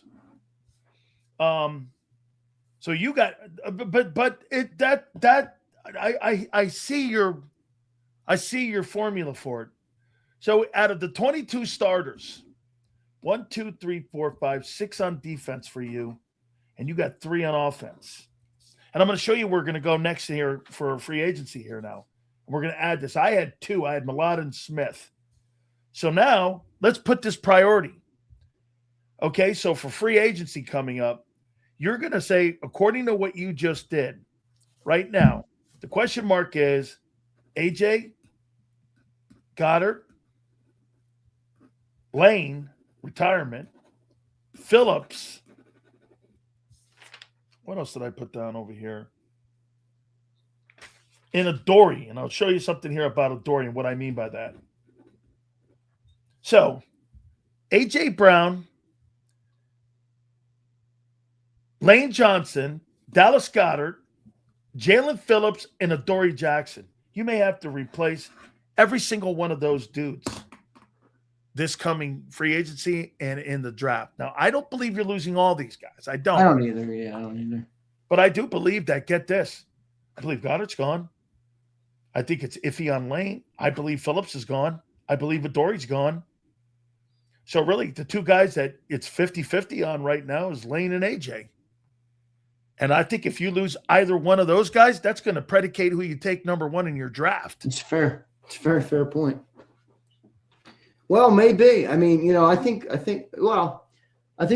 really do think this is an inflection point in the team. Yeah. I think they can open the window back up with smart moves and better play, or I think you can close it shut if they don't capitalize. I mean, if things fall flat this year, it's an if. I'm not saying they will. If they fell flat, let's play it out, and they won 8 games, 7 games, 9 games, whatever, and got bounced, you'd probably be talking about new head coach, new defensive coordinator, new offensive coordinator. At that point, a new coach who's not tied to the quarterback. Those are very different things. When you have a new coach who comes in with a quarterback as opposed to a coach and a quarterback who came up together. So potentially quarterback would be on the hot seat even more going into 27. I mean, you might as well reset the slate. I mean, that's a new team. It's a great take. And I'll tell you this, if they fumble the ball in 26, you're going to need a new OC, you're going to need a new DC, you're going to need a new O-line coach, and you're probably going to need a new head coach. That's what's on the line in 26. You see what I'm saying about how, dude, this is the biggest offseason in Philadelphia Eagles, Nick Sirianni history. If this thing does, look at the massive change. And like you said, 27 might be the quarterback's final season. And you might be in a complete 2020 rebuild. Yeah, but if they have a good year, I guarantee you Hurts has another fat deal waiting for him at the end of next season. Oh, absolutely. They'll probably make him the highest paid guy. 100%. It's not even a question. Not about opinion. It's guaranteed. Yeah. No, but here's what I think is the beautiful part about this offseason for the Eagles and the next season is that I think you've isolated where you think the weakness lies, because they're a very strong team. That's obvious with how much they've won. They're a very strong team with how much outcome they've had in terms of big game winning, playoff wins. They're also a boomer bust team in that when they're not playing their best and dominating and going deep into the playoffs in Nick Sirianni's era, it feels like there's a bottom that just never stops. The bottom falls out from under them, and it's like those movies where they're falling down and there's no stopping. I mean, that's what it feels like with this team, which would mean there's a fatal flaw somewhere. It's not always activated, but there's a fatal flaw somewhere, in the organization. And I think you've isolated where it can be, because Nick Sirianni, I mean, this is the season of Nick Sirianni. I don't know if everybody realizes that, but there's a lot of people in the chat who aren't Sirianni people. You're about to find out. You got Sirianni, you got a young rookie play caller, you got a first-year play caller that's 35 years old as your passing game coordinator. Nick is the guy on offense. Like, he is the guy. There's no Kellen Moore. There's no even Kevin Patullo that you can easily scapegoat off a Super Bowl year. This is Nick. Yeah. So if they have success, Nick is going to be able to ride that, I think, another couple years as well. If they fall flat, I think you're going to see the coach. He might not even make the year, depending on how bad it looks. I think he will make the year. But if it doesn't look good, I could see him blowing him out. How much of this is going to be also Howie Roseman pressure? I mean, let me explain. Well, I don't think, listen, in here, what I mean by pressure is I'm not talking about firing. I'm talking about what you think about him and what you think about him as a general manager. Okay. This guy here has built these rosters up. He has helped in the hiring process of these coordinators. Well, he has not built really three different really, or two different regimes, so to speak, with different coaches.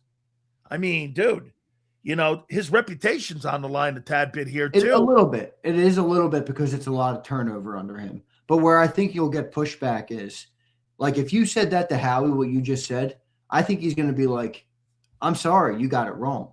Like, and maybe you're right, because I more lean toward you where he does have a say. But I think there's the coach or the owner, the coaching staff, the owner, the general manager. Now, the general manager sits a peg higher than the coaching staff. But I don't think if you have a problem with the hiring of coordinators, it's going to fall on Nick. And if you have a problem with the hirings of any coaches, it's going to fall on the owner. If you have a problem with personnel, that's going to come down to Howie. I don't think anybody has that problem right now. So if Howie assembles the rosters and the players don't play good enough or the coaches don't get enough out of the rosters, I don't think people are going to end up holding that on Howie.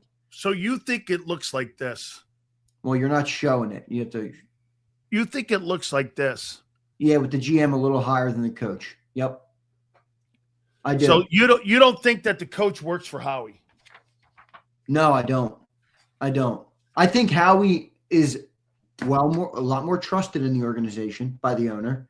I think he has the ear of the owner, which does make a difference. It's like a favorite child. You know what I mean? It's a little bit of a different dynamic. Well, he's built more equity. But I don't. Yeah, and I don't think Nick Sirianni reports to Howie Roseman. I really don't.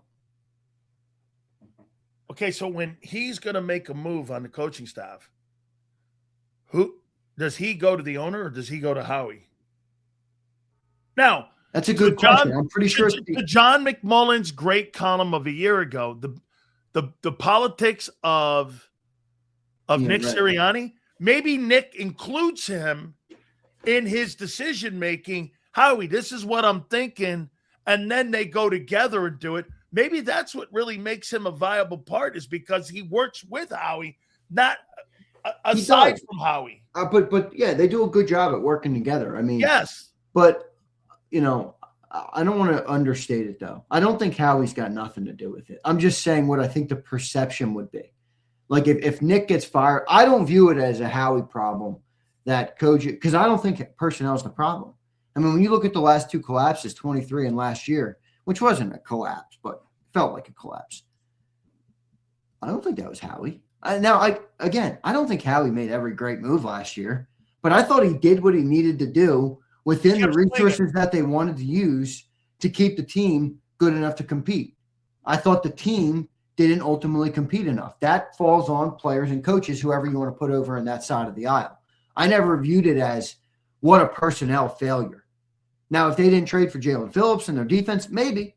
But not all the moves are splashy. I get it. There was a lot of, Band-Aids on there. But for the most part, the Band-Aids held up.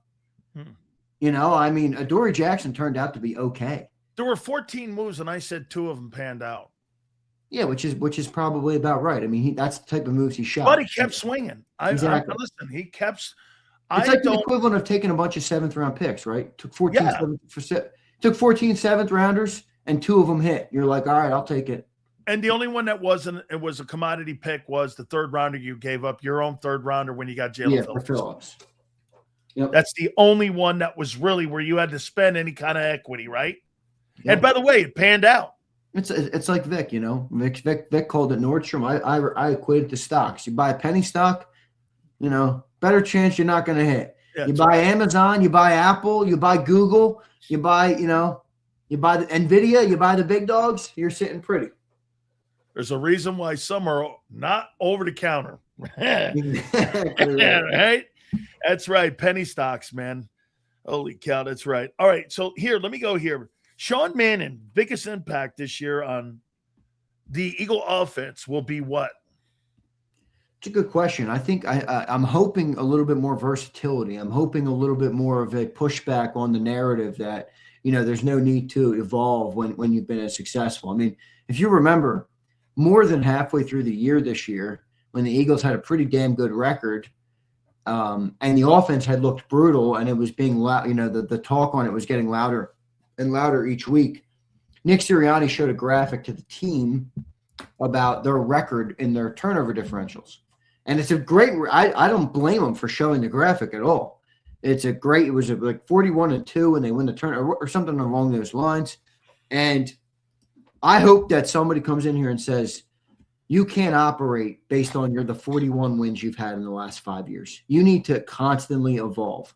And the risk-averse approach that we had, it worked when we ran for 2,500 yards. It's not going to work if we have a even above average running game. It's not. So we have to – I'm not saying you need to throw the ball 40 times, but we need to we need to add some elements of our offense that get us out of this play not to lose mentality and push the needle, drive the ball down the football field, try and go and make plays instead of just letting letting them come to you. Go and make a play. And I hope Sean brings that a little bit. I'm going to ask you something about Jalen Hurts. Do you think Jalen Hurts' selfishness not to run the ball is hurting the offense?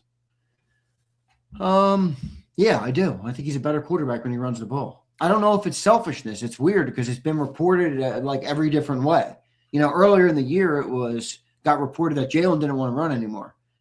Patullo kind of denied that, but that's coach speak. Jalen denied that, but Jalen contradicts himself every third comment.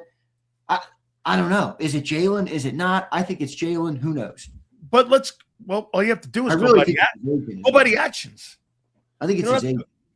His agent? Okay, well, then that's his team. And he hires those people for a reason. Do you agree with this statement on Hurts? Hurts runs, they're good, and they win. Yeah. Hurts doesn't run, they're not going to win elite games. Well, they definitely are a better football team when he runs. I mean, there's no doubt about it. I mean, their offense is better. So, well, Sean Manning's biggest impact has to be to have and convince Jalen to run more, because if Jalen doesn't run more, dude, he's not going to be better in 26. Based on what? I keep coming back to this, and it appears to be the thing I'm going to keep coming back to the more conversations we have this offseason. The first thing I wrote, and when I say first thing, I mean the Monday morning after the Eagles lost the playoff game to the San Francisco 49ers. The number one thing is, what version of Jalen Hurts are you getting next year? It's the number one thing I wrote down. And the number two thing I wrote down is the risk-averse offense back. Not a coordinator name, not Sean Mannion or Cliff Kingsbury, is the risk-averse offense back. Because if you're risk-averse and Jalen's not running, I don't care how good Sean Mannion is, guys. It's not going to look that much different. If those two things are different, you could have a dynamic offense. If they don't play so risk-averse, if Jalen uses, his weapons more, his assets more, his legs more, I think you're going to be looking at a much different team. But those are two big questions that we got to wait and see. I want to kind of connect the dots with you here on Vic Fangio on something here. So, Denard Wilson is going to run the Vic Fangio defense in New York. Right? You understand? Do you think so? Do you think he will? Yeah. Well, he wasn't right this year. He ran it in Tennessee. Okay. I didn't know what he ran in Tennessee. Yeah, he ran it in Tennessee. Okay. Vic Fangio was on the Matt Nagy staff in Chicago. He was his D coordinator along with Chuck Pagano. Do you know that? Yeah. I heard you say it in the open. Okay. John Harbaugh's put that staff together to beat Philly. I mean, you got Denard Wilson as your coordinator. You got Matt Nagy, who's worked with Vic. You don't think he knows Vic's mentality on how to build, how to scheme out a defense? Yeah, that's a very, very true point by you. I mean, John Harbaugh is building that football team to compete against the Eagles. Well, you know what they say. Before you're worried about being a good team in the NFL, worry about being a good team in your own division. Correct. So, the Eagles have won 2 straight years. The Eagles are the top dog right now in the NFC East. Is John Harbaugh wrong? No, he's right to think like that. Yeah. So very interesting point by you. I haven't heard only thing. I even saw some Giants fans bitching about Nagy. I think they should probably be thinking about it a little differently. Yeah, because they're not looking at why he was hired. He was hired for a reason, because John Harbaugh is connecting the dots here with trying to compete against Philly. He's got, dude, because his attitude has to be, if I beat Philly, I'm an 11-win team. Yeah, right. And I'm competing, right? All right. How many games do you think the Giants win next year? You know what? I'm starting to go up that ladder a little bit on them, because they're going to have a shitty schedule. I said 8. That sounds 8, 9, somewhere in there. I could see it, depending on Dart's play. And yeah, right. For help for him too. I agree. Depends on Dart and Scatterboo's back. I mean, that'll be good for them. We'll see what kind of impact he makes coming off that pretty tough injury. Pretty gnarly injury. Last year for Vic Fangio, do we agree, Zander, that this is the last year? If it is, yeah, I think so for sure. Yep. What impact will that be on this football team? And let me ask you something before you answer. So do you think Vic Fangio looks at it this way at all, or do you think he's just trying to figure out whether he wants a coach or 1 year or not, or maybe not at all? So you hire a coordinator that's never had experience on that side of the ball. let's just take it for last year and go by last year's example. That means my defense is going to be put in bad situations again. That means I'm going to be asked to carry the football team the majority of the year. At least I think. You got an aging team. You got question marks on offense on who's even coming back. If you're Vic Fangio, you don't hire a quality coordinator to try to keep the sticks fair. How come the sticks put me in bad field position now, depending on what this offense, if that's one of the worst offenses again in third down, Jesus criminy, that means I have to have my side of the football. You're asking me again to go 17 games and do a monumental thing. Now, that's what he's hired to do. I get it. But at 68 years old or 67 years old, you're sitting here going like this. Jesus, they didn't really. I mean, the Giants hired Matt Nagy. I'm pretty good with that. I think he's an experienced play caller that could at least keep the sticks and the Giants on the field to help that defense mature for Denard Wilson. I mean, yeah, but Matt, you understand Matt Nagy does still have he doesn't have as much boom, but he also might not have as much boom or bust. I think he's kind of more like you always say. I don't like a fence guy. Now, I'm not saying that, but I'm saying a hire like that is a little bit more okay, right? Ride the fence. So you think it's it's a safe hire? You think it's kind of a safe hire? I think it's a safe hire. Like there's also a chance that he's just not that bad, but also not that great. And I don't mind Nick, who maybe knows his back is against the wall, saying, let's fucking take a swing here, If it's gonna be on me anyway, right? Let's take the swing. At least we might hit a grand slam. Because either way, I'm probably cooked. Unless they win multiple playoff games next year, I don't know if I see Nick Sirianni coming back. Ready? Wait, I gave you the stat on the quarterbacks. Ready for this? There's 3 coaches in the history of the Philadelphia Eagles who lasted longer than 7 years. One of them was Greasy Neal in the 40s. Andy. Okay. Dick Vermeil lasted 7. And Andy Reid, as the big outlier, is 14. Nick has been 5. Doug was 5. Chip Kelly was 3. Ray Rhodes was 4. Now you're going to start predating Jeffrey Lurie. Buddy Ryan was 5. Marion Campbell was 3. Dick Vermeil was 7. Mike McCormack was 3. Ed Kyatt was 2. Jerry Williams 3. Now these are all pre-Lurie, so not all of them are relevant. But Nick is already in the upper stratosphere of he's 4th. He's 4th in tenures in length for the Eagles coaches. Do you know that right now, Vic Fangio is the longest tenured coordinator you've had in the Sirianni era? Yeah, he'll be in year 3. Mark Gannon was 2. Steichen was 2. Yeah. Wow. It's good. Another good pull. And he's the number 1 on defense in the Sirianni era. So if you think about it, you're around about a year and a half and you out the door.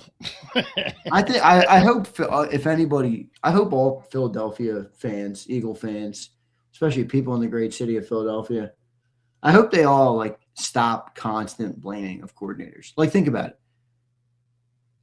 Look at this 5-year tenure. Who are all the names that people look back and shit at? Jonathan Gannon. We had the number 2 overall defense. Brian Johnson, number 8 overall offense. Kevin Patullo, I think, is the first one that really is a stifler. Shane Steichen had Jalen Hurts an MVP candidate. I mean, it's funny though. I think about it and I'm like, we rip everybody. Gannon was fine. I mean, I know people don't like Gannon because the way you fired Sean Desai. He had the 2nd-ranked defense in football, Jonathan Gannon. Hey, wait. When you fired Sean Desai, he was 10-1.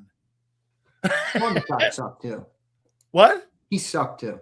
They were okay. Well, wait. They beat the Niners. Wait a minute. No. Wait. Not the Niners. They beat the Bills. They beat the Dolphins. They beat a bunch of playoffs. They beat the Bucks that year. I mean, they were 10-1, and then the wheels came off after the 49ers. I just think it's funny. It's not all coordinators. I don't know how much power we think coordinators have, but who knows, man? Who knows? They can't all suck. I'll tell you that much, guys. The coordinator, the coach, the quarterback. They can't all suck. I'll tell you that much. They win too many games for that. All right, let me give you a Belichick because people are asking. Yeah, you go 4:30. I didn't get your text. You did, right? Yeah, Farzetta. Yeah, Farzi's coming in at 4:30. So this is going around the Super Bowl. So let me ask you, who's more responsible for the success in Philadelphia, Jalen Hurts or Nick Sirianni? I think it's an equal slice. Come on, dog. Don't give me a politician's answer.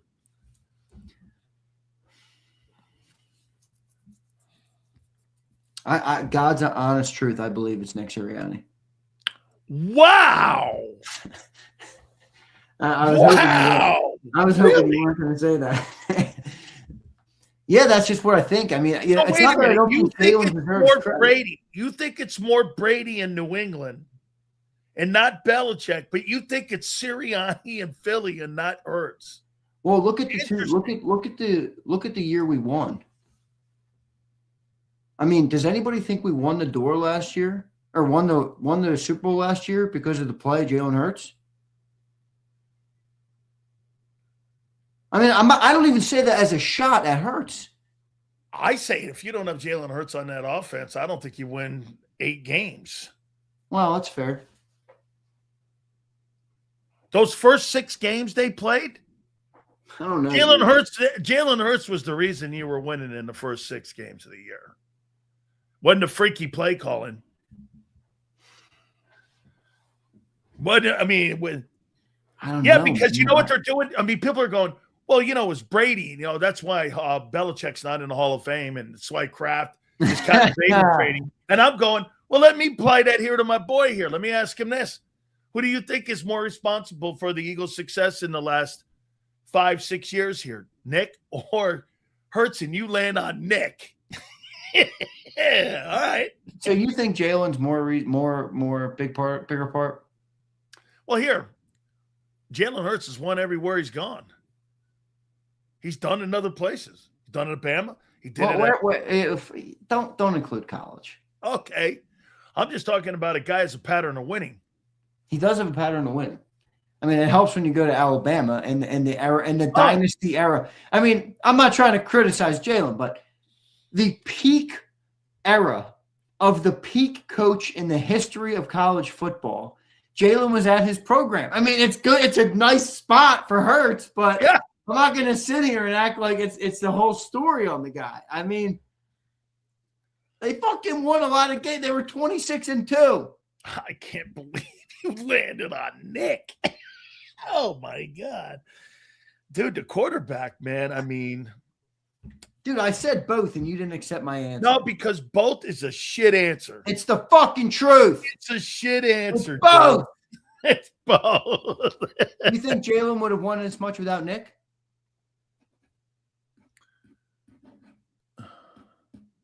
I think Jalen would win more if he had a better coach. Oh, bullshit. What? With the really? A coach who wants him to throw the ball 35 times a game? No, I'm talking a guy like Tomlin. Tomlin's got – Tomlin, I mean – who Tomlin have? Let me guess. Mason Rudolph as a quarterback. And let me guess. Kenny Flickett. Right? Oh, wait, Justin Fields. By the way, that was a dope ass. I don't know. I mean, it's one of those things where if you want, I don't fuck. Like, I guess it's Hurts. To me, it's the whole team. Can I take Howie Roseman? How about fucking that? I take Howie Roseman. Jalen or Nick. Fucking give me Howie. Howie Roseman. I was like, what the fuck is that? Howie Roseman. All right, man. Look at everybody in the chat. You got to be agreeing with Sills. Zander is tripping. Yeah. Jalen Hurts. We would have no wins if it wasn't for Jalen Hurts. Fucking, you can say the same about Nick. It's a push. Neither of them have proven that it's demonstrably not them or them either way. Neither have proven that. That's right. Well, there is one consummate. It's Howie. Yeah. Really Howie, right? I love it. I'm on an island. Give me the greatness of Nick Sirianni, baby. Okay, wait. I got another topic here on that then.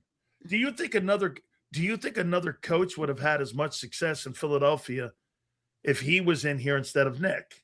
No, I think he would have. No. I think he would have erupted at the setup. Because you have to be a guppy. You have to be a lackey. Well, you mean you have to not want to coach? I don't. He doesn't really coach anything. We've been around too much football to have that take, dude. Come on. Was Jimmy Johnson the offensive play caller? No, but Jimmy hired the play caller himself. Nick hired Sean. Okay. What about Nick hiring Kellen? Yeah.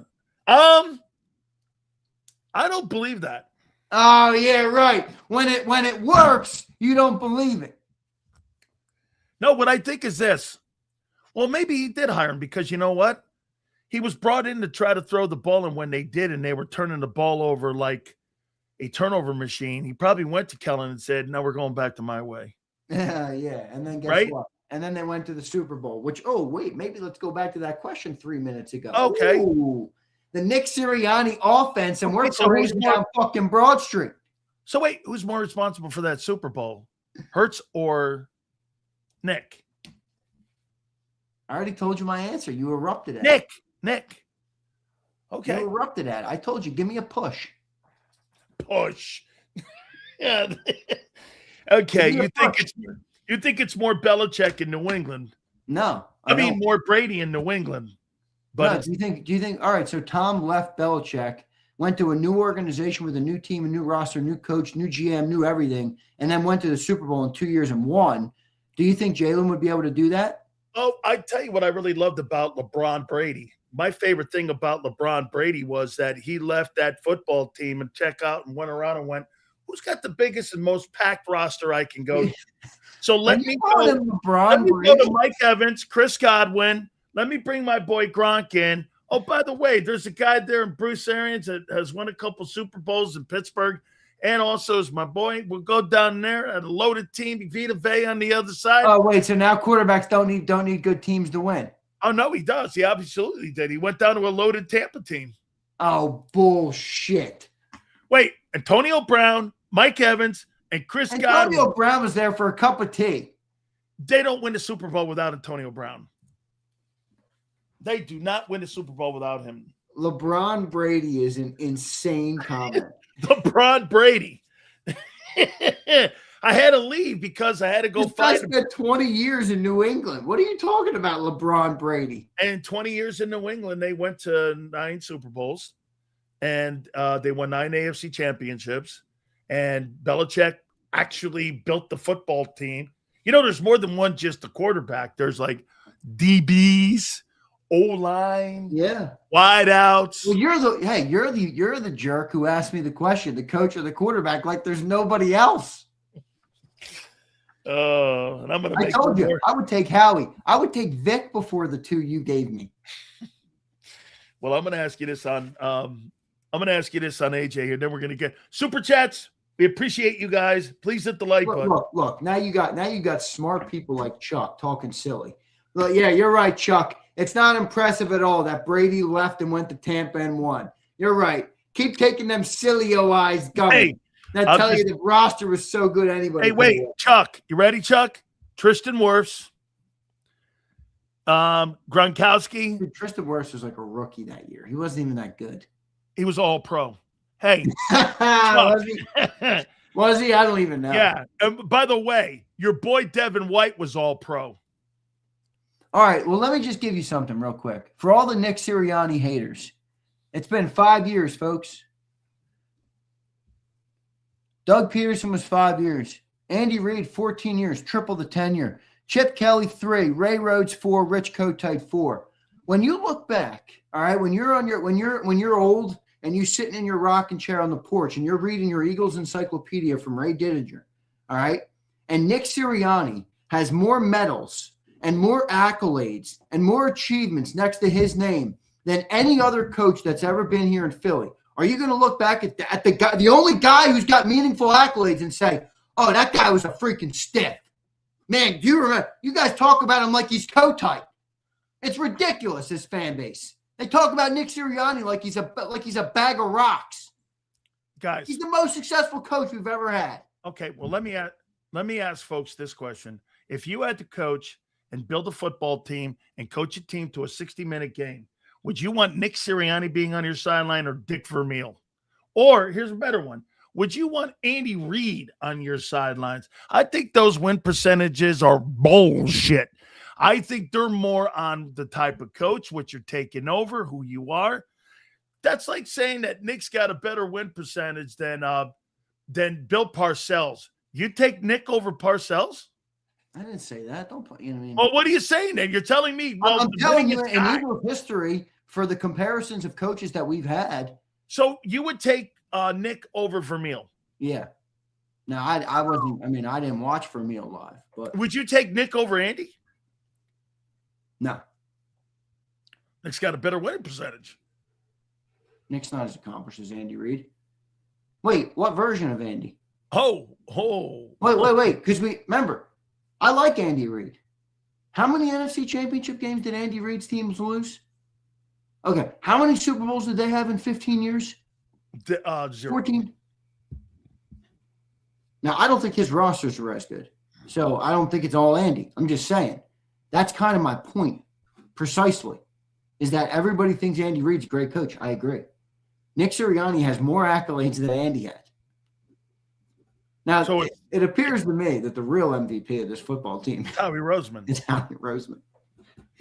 Who was the general manager back then? Was it God, who's the guy that was the GM that you guys used to have? Yeah, Joe Banner. Howie's better than Banner. Yeah, way better. Are you kidding me? Way better than Joe Banner. Way better. Absolutely. So he's like a super version of Joe Banner. Yeah, he's a super. Yes, yeah, I would say that. Okay, I would say that. Nerdy little Howie, you gotta love it, baby. The MVP of the Philadelphia Eagles right now. Oh no, I was wrong. I was wrong in the beginning about him. Well, I don't think you were wrong at the time. I mean, a lot has changed the narrative on Howie in the last 5 years. He couldn't draft to save his life. He couldn't, dude. And people will conveniently forget this. Mike Gill came on Birds 365 in 2021. All right, the year that Nick Sirianni was hired, and said Howie Roseman was a top 3 general manager in football. He got obliterated in the comments. Obliterated. This is when we were first getting bigger on YouTube. Obliterated. What are you talking about? Howie should be fired. Fire Howie. Hashtag fire Howie. Because of Jalen Reagor pick the year prior. A couple years have gone by. By the way, you've been on a show every year since then. The narrative has changed greatly on Howie in the last couple years. People around the league too. Around the league too. Around the league too. I'm just saying, it wasn't that long ago that people were calling for his firing either. It was 4 years ago. 18 game season's coming. We're going to read your supers. You want to see an 18-game schedule? No, not at all. I want to see a 16-game schedule. Go back to 16. 17 bullshit stupid. I want healthy players. I want a good product. It's just stupid. They're stretching it too thin. It's, at some point you have to be able to weigh when the pendulum swings. I think they've reached the pendulum. The league is good. You're capitalizing. Continue your international mission to make more money. It's a good thing if you think that's necessary to grow your bottom line. So you believe less is more? I believe they've reached the max capacity. And soon you're going to start. You already are seeing a pretty crazy number of Achilles and knees. They already don't practice. I mean, how much more do we really need? I think the season is good. I thought the season was good at 16 ball games. I did. Now I get it. The cash register go burr, and they got to freaking keep it going. But I don't know, man. I think you've reached the pendulum. I think you've reached that threshold. This is the last topic. We'll read your supers, I promise here. Mark Farzetta is going to join us. How did Stoutland go from being so revered in the organization to all of a sudden there's question marks on the guy now? I mean, how do you go from – what a perfect final question. I mean, hey, what an iconic year he had a year ago to where all of a sudden now – should they relieve him of his duties? They did relieve him of his duties. Nobody will ever know anything inside that organization. It's like the CIA, like you're at Quantico. And I mean, all of a sudden now to where do you want to work with this guy with the binky with 25 months of coaching? That's Sean. I mean, how did it get here with him? I'll tell you exactly how it got here. All right. Now, if you're somebody listening right now, whether you're on the podcast or on the show or on the clip or on the live show right now, listening. All right. If you're one of the idiots who just heard me a couple minutes ago give credit to Nick Sirianni, all right, you're probably the same guy who was saying, fire Stoutland for Cliff Kingsbury. Yeah, let's do that. Let's do that because that'll fix the offense. Same idiots. These are the same idiots, Sills. No way. You want to fire Stoutland for all these guys. The same idiots who say Nick Sirianni stinks, they're all the same people. We got a lot of idiots in Philly. All right? I love Philly. They got a lot of idiots. And if you're listening and you're one of those idiots, maybe listen up. All right? Maybe listen up. Well, how'd it get there? It got there because of idiots. The offense has one bad year, and it's because of a lot of reasons, and they want to fire him for Cliff Kingsbury. What did John say about demoting him? Did they? I'm pretty sure they demoted him, yeah. Why? From the run game. From the run game. They wanted to switch in the moment. Now they're going to keep him down. I wouldn't come back. Would you? Now, there's 5 million reasons to come back. I will. No, I don't think they're paying him $5 million. What's that? I don't think they're paying him $5 million. Well, I think he's the highest paid O-line coach in football. Yeah, well, the highest paid coordinator made less than that until this year. So probably not. He's probably 2.5. Yeah, he's the best O-line coach in football next to Callahan. I mean, he is 100%. I just don't know how it got here, Zander. I mean, dude, I'm telling you how it got here because the simpletons have a simple brain, and they just go to the easiest person to blame. The run game is bad. Stout. Oh, what happened in the last decade when you were calling them the best offensive line? I got a T-shirt for sale on my website. Stout you. We were selling them less than a year ago, Sileo. They were flying off the shelves. I know. One bad year in the running game or mediocre year, blow Stoutland out. Let's go get Cliff Kingsbury. There's no logic. There's no rhyme or reason. There's no practical, pragmatic thought process that leads to these things. Anybody who thinks Jeff Stoutland doesn't get the respect or as a Hall of Fame O-line coach is dumb, frankly. Is dumb.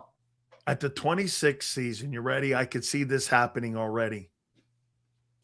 Vic retires. Stoutland leaves. Yeah. I'm telling you now, you're talking about a tough situation. Wow.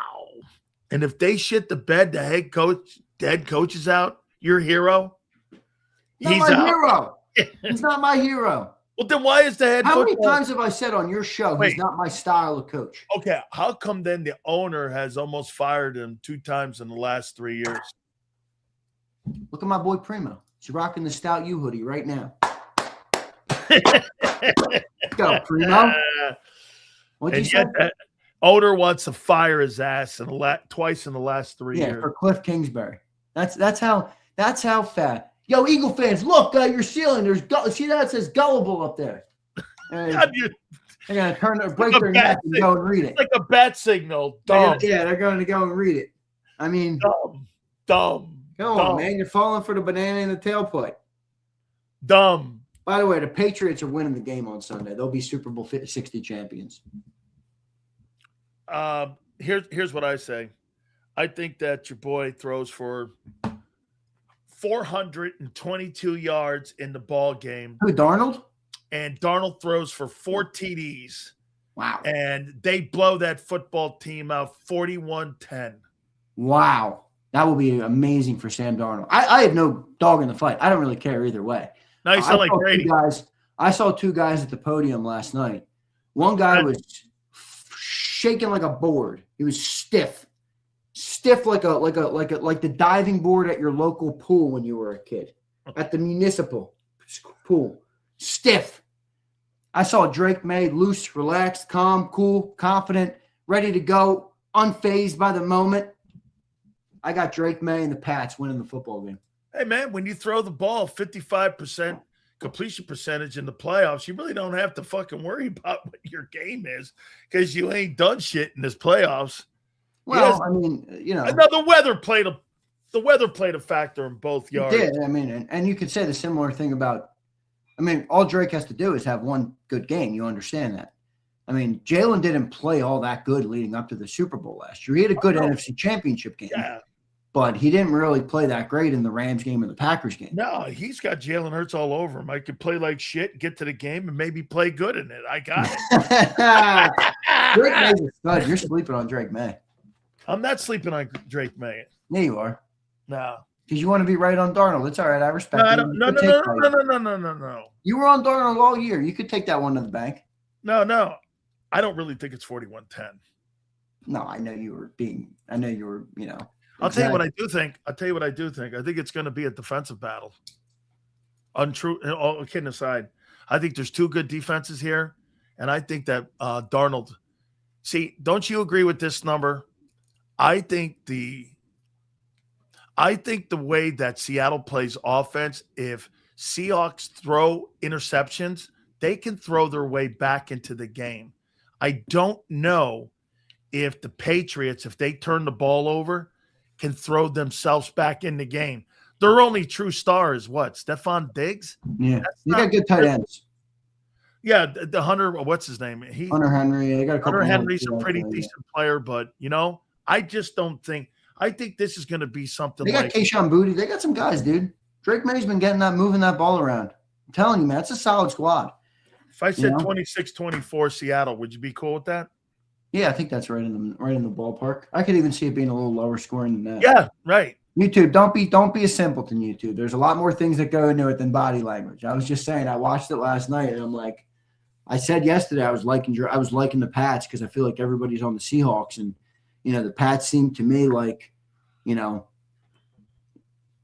team more ready for it. So we'll find out. We'll see. Well, Seattle's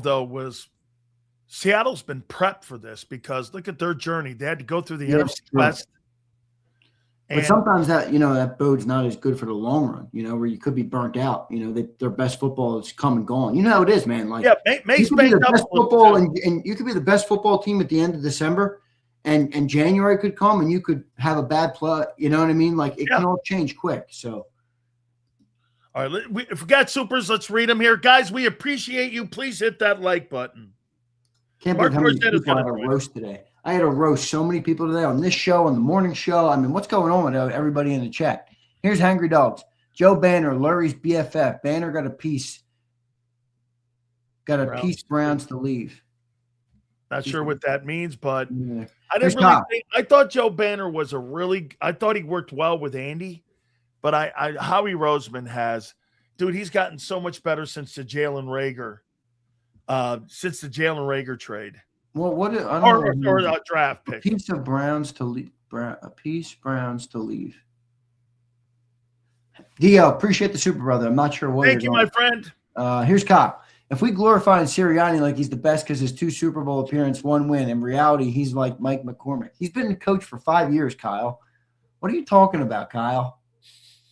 He's been a coach for 5 years. You're talking about him like he's a tenured guy, like he's a long-standing. He's already the 4th longest tenured coach in Eagles history, and he's more successful than every single one of his predecessors. How do you think Sean McVay would have done here in the last 5 years? Sean McVay would have done really good, but it would have looked a lot different. Why? Because the quarterback wouldn't be here? I mean, Sean McVay traded his number 1 overall pick, and he was the same style of quarterback as the guy he traded for, which is just a little bit worse. I mean, yeah, I do. I think he would trade for the players that fit his offense. Let me ask you a question about Andy Reid then. Would Andy Reid succeed more with this version of Howie Roseman than with Joe Banner? Yeah, for sure. But the hard part to evaluate Andy is this. I think Donovan's a good quarterback. I don't think Donovan McNabb is not a good quarterback. I don't either. So do you think Donovan McNabb is better at his time in his era than Jalen Hurts is in his era? Mm-hmm. I do. Okay, so maybe the rosters weren't as good. Better player, you mean, right? Better player, yeah. I think Donovan was better. Yes. So Nick won with the roster today, and has been more successful. Andy didn't really have great success with a good quarterback. Now, I get it, the rosters weren't as good, but Andy didn't really have great success until Patrick Mahomes, who's proven to be like a generational player. So I don't know. It's a little harder to gauge. And I'm not saying I don't like this. Andy. If they had kept Doug since he won that first Super Bowl, how do you think Doug would have done in the last 5-6 years with Jalen? Yeah, that's the one where you get me. Like, I think Doug would have done really good with this team. You think Doug would have won that 22 Super Bowl?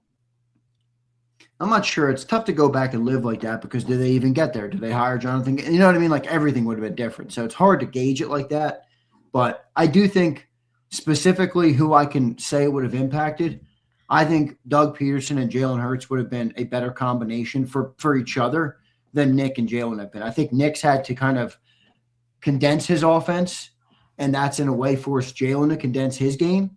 Whereas I think Doug would have found the right mix of how to get Jalen to grow while also not putting so much on Jalen's plate that we cost ourselves games or we throw 35 times. I mean, I think Jalen Hurts, if I'm not mistaken, one of his first games start, and we brought this up before, threw the ball like 40 times in one of his first games with Doug in the Cardinals, and he looked good. Now, it's rookie year, but I think Doug and Jalen would have been a solid fit. You think it would have been a better fit? I do a little bit because I think right now, I think they've been a successful fit right now.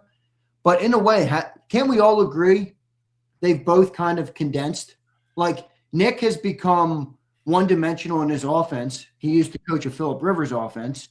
And Jalen has become a little bit more one-dimensional in that he's no longer growing and becoming, I think the quarterback that many people thought he could become at one point. That's why he makes the comment about the straitjackets. Some of those things do exist. So here's Fleming. If Rich Kotite called the timeout and punted on third down, I was at the game. Knee pad Nick is slightly above that. Yeah, right. With 2 NFC championships, he's slightly above Rich Kotite. I'm telling you. Yeah, I'm not going there with that. I love Philly fans, but they're fucking delusional sometimes. They really are. I'm not going. Nick's better than Rich Kotite. Here's Mr. Hill. Mr. Hill, thanks for the $10. I am 59. I lived most of my life as a loser Eagle fan. We need to appreciate the 8-year window, even if it closes. My dad and uncle never saw a Super Bowl win. That's true. That's what my uncle was telling me at Christmas this year. Crazy. You guys never saw that. Here's Hanger Dogs. Do you think the depth of O-line was talent and personnel or coaching? If personnel and talent, shouldn't Howie be under scrutiny? Yeah, but I think Howie's done a nice job since Jalen Reagor. Do you think personnel was one of the top 3 problems on the team last year? No. Yeah, I don't. No, I do not. Here's Tomu Dose. Can the Eagles franchise tag Jalen Phillips? They could, but they're not going to do that. That's not really the way the Eagles do business. So I would $26 million tag. That's not happening. I think we got that one right. Sills, me personally, Boston, Lomu, Proctor, Vega. Yeah, I saw that one. Yeah. All right, brother. That's all. I'm gonna ask Farzetta that question. Yeah, I'm curious to hear what Farzi said. I'm curious to hear what he says to the question that everybody ripped me for too. about Nick. Yeah, I'm gonna ask him that one too. All right, Big Z. We'll catch you tomorrow on the show on Birds 365. Later, dude. Appreciate it. You got it. Love talking to my Paisan brother here. I can't wait to. I got a couple questions here because there was a question asked at the Super Bowl about Brady and Kraft, and I'm going to ask that question here to him. But so I'm going to set it up here for my friend Mark Farzetta here. With all these changes that you've seen, and with all the people saying that Nick Sirianni could have been fired twice in the last 3 years, should ownership have left Doug Peterson in place? And if they had left Doug Peterson in place, would Jalen be further ahead as a quarterback? And you wouldn't have all these coordinator changes. Let's bring in our friend, one of the greats there in Philadelphia, our friend, a Paisan brother from another mother. He is Mark Farzetta. We appreciate him. How you doing, brother? How you going there, man? I'm doing fantastic, man. How you doing? It's kind of like, you're like a withdrawal. You're going through, you're usually at this place here, the Eagle fans right now. I saw a poll from the Inquirer. Do you care about the Super Bowl? Hell no. I don't give a shit about what's going on in Santa Clara. I don't care about anything other than what's going on in our neck of the woods here, but kind of like a withdrawal a little bit because I think many people thought you would at least been in the NFC title game, no? I did not see that. I mean, I didn't think they'd be a one and done team when it came to losing to the San Francisco 49ers and whatever that was that they had bubble gummed together to play the Eagles. But the Eagles all season were trying to say, hey, look, this is what we are. Everybody pay attention. And then there was a brief fleeting moment where Nick Sirianni was going to take over more responsibility. And that turned out to be a big dud. And with the season on the line, they went to Kevin Patullo for the play. And guess what? Shocker, he didn't have it. And now we got to – I felt – I don't know if I told you this before or not, but I felt a sense of relief when the season was over. I mean, it was like, okay, we're not going to try to figure this out anymore. It's time to get rid of Patullo, get the offensive line healthy, find someone that's going to help Jalen Hurts grow his game, and we're going to move on. That's what I felt at the end of the season. And then – over the last week, I've just been pissed off about shoveling snow. So that's taken over that, the rage I felt watching the Eagles try to have an offense this year was immediately replaced by the rage of shoveling snow. So I just asked Zander this question. Let me ask you. Yeah. With all these coordinator changes, we'll get to the new one here in a minute, but if Doug Peterson had stayed, do you believe that he would have had as much winning, more winning? Jalen would have been a better quarterback, a worse quarterback, if they had decided to keep Doug that fateful week when they decided to move on from him. How do you think? Do you believe he would have won as much as Nick, less or more?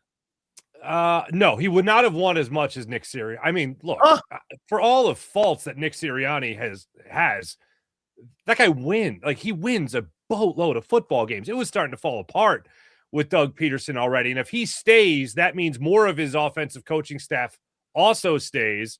And his offensive coaching staff was not that great. I mean, at least you had Frank Reich. After that, are we celebrating Press Taylor? Like, what are we doing after that? Celebrating Mike Groh? Like, I really liked and still like and respect Doug Peterson, but the whole Carson Wentz situation blew up. Doug couldn't manage that. I don't really know who could have, but him trying to pick his own staff and getting into the power struggle, unfortunately, with management, it wasn't going to happen with Doug. I think it was when he was done, I honestly felt nothing. I didn't feel like it was this is a travesty. What are they doing? He just won a Super Bowl 2 years ago. I felt like it was time to make the change. I feel like it had run its course. It was great. The one thing that is intriguing to me is, like Sean Mannion, who I know we'll get to, you're talking about a guy who played the position. He played the position around some pretty great quarterbacks in his career, and maybe he would have had something to really offer Jalen Hurts to help grow his game faster. But around that same time, the other side of the coin is that Jalen was in his second year as a starter, the runner-up in the MVP award to Patrick Mahomes. That's pretty damn good. He was in a Super Bowl already, so it would have been hard to have been better. Literally, you'd had to win a Super Bowl early on, very early goings of Jalen Hurts' career, to justify the time machine in knowing whether or not Doug would have been better or not. Fair enough. Now, okay, since you mentioned, and I mentioned also Sean Mannion, explain to me how you think he offers something to Jalen Hurts when he's been a coach for 25 months. I can't. And anyone. I mean, Skills, I'm sure you've had just playing the position. Okay, I get it. I get it. But Farzi, he's been a coach only for 25 months. First and foremost, how did he land this job? And secondly, where they interviewed 18 people. That's the dude. Yeah. So not great. Right out of let's start with this. It was not on he wasn't on anybody's short list that I know of. And if anyone's trying to tell you, look, I understand there's going to be former teammates of his, guys he played with, of course, guys he played for there from his high school. His dad was his coach for a while too. I understand there's going to be all these people, Oregon State. Oh, he's so great. He's so brilliant. Yeah, he's never called plays. And when Jalen Hurts has a guy that has at least called plays for a year, he seems to do pretty damn good. He tends to go to the Super Bowl, as a matter of fact. You get a guy that hasn't called plays, well, then you better be a boy wonder. And that's what Sean Mannion needs to be, a boy wonder, to really figure out how to get this offense back on track, how to figure out how the offensive line is going to work for you next year, how to not be predictable, how to get Jalen to be less predictable. Like that, these are all things a guy who, as you said, 24, 25 months of being a coach has to figure out. That seems like a pretty tall order. And then you talk about a guy who's going to be your passing game coordinator and Josh Grizzard. He's called plays once in his career. Other than that, he has more experience as a quality control coach than he does as a play caller. So this isn't exactly a brain trust from the outside looking in that you're putting Jalen Hurts in. So look, here's the thing. There's going to be a lot of people who are going to say nice things about Sean Mannion and try to build him up. And you know what? Fine, because no one can tell you that you're wrong other than the fact that obviously there's no experience here in calling plays or even being a coordinator before. What the Eagles fan base is trying to, or excuse me, what the Eagles are trying to sell the fan base on right now is because he's young, he's innovative. That's not that those don't go hand in hand. Sure, you could have a guy like Kellen Moore who just retires 1 second, next minute he's calling plays and he's doing a great job. But those still seem like they're few and far between. If you're really looking to build up what Sean Mannion could be before he ever calls a play in the regular season, I think it is worth noting that Matt LaFleur thought it's a good idea to have him around. Sean McVay thought it was a good idea to have him around. Jeff Fisher drafted him. I mean, this is an experienced head coach, albeit a defensive mind. Pete Carroll, again, a defensive mind. He thought it was a good idea to have him in Seattle twice. There's we could talk about Clint Kubiak. We could talk about Kevin Stefanski, Kevin O'Connell. Like these guys look at him and see a guy that could be a backup quarterback. And when you're a backup quarterback, it's not just about whether or not you can go out there and play. It's about whether or not you can get the starter ready to play, help the starter get ready to play, run other teams' defenses or offenses, excuse me. Those are things that I think add to the experience of at least what creativity he could bring to the table, diversity he could bring to the table, good quarterbacks he's played around. Being around a guy like Tom Clements with the Packers, he's worked with a lot of quarterbacks. The Eagles need to diversify their offense greatly and think way outside the box. I think, Sean, if you're asking me if I'm optimistic or pessimistic, there's nothing that is overwhelmingly optimistic about the hire except a big fat maybe. But there's nothing there that makes you go, oh, here's the proven track record of this guy turning guys around. Like when your brag is Malik Willis, like that's not exactly, blowing me away. You know what I mean? Yeah, no. I mean, when you brought up the greatness of Jeff Fisher, I kept thinking about the wonderful coaching job he did on Vince Young when he was in Tennessee. I mean, that was legendary, right? Of course. Yeah. I mean, so phenomenal. So Farzy, when I'm in the offensive quarterback room and I'm Nick Sirianni, well, I've called plays. Hey, Kevin Patullo, you've called plays. Let me see here. Oh, Josh Grizzard, you call plays. Who's the one dude in the room that? Oh, my offensive coordinator. He hasn't called plays. I don't even know. If you're jailing, you're sitting in there and you're like, wait, okay, this is kind of, you guys have all called plays. At least you've called plays. I mean, you can say whatever you want about Kevin Patullo. They won 11 games with him. Mm-hmm. I mean, they were 11. I look over at this guy. He's been a coach for 25 months. Man, I just don't know how you land on that. So let me move on to this next one here. So the greatness of Vic Fangio. Now, I don't know what's going on. Do you think by the way, do you believe if he does come back, this is his final season? I don't think you flirt with quitting twice. I don't, or excuse me, 3 times. I think once, I got one more year. Oh, that was still a pretty good year. I got one more left in me. I think that could happen. I think if there's a financial aspect of it too, that could speak his language a little bit more also. The fact that he's so close to home, I think that speaks a little bit of his language as well. But I think that if he does come back this year, if that does eventually become ironclad, I wouldn't see how it wouldn't be a one and done. And the Eagles would be fools to think it wouldn't be anything more than one last hurrah for Vic Fangio. Man, I'm okay. And then help me out on this one.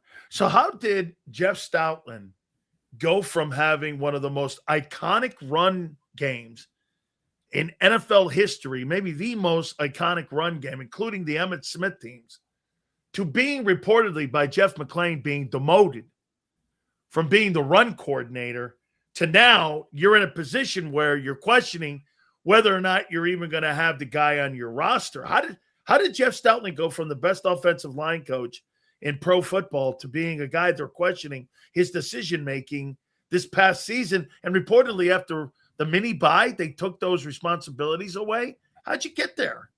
I feel like this is 2 out of 3 questions you're asking me to explain stupid, and it's really hard. Okay. Like, I can't tell you what's great about Sean Mannion. He's 33. Yay. I don't know.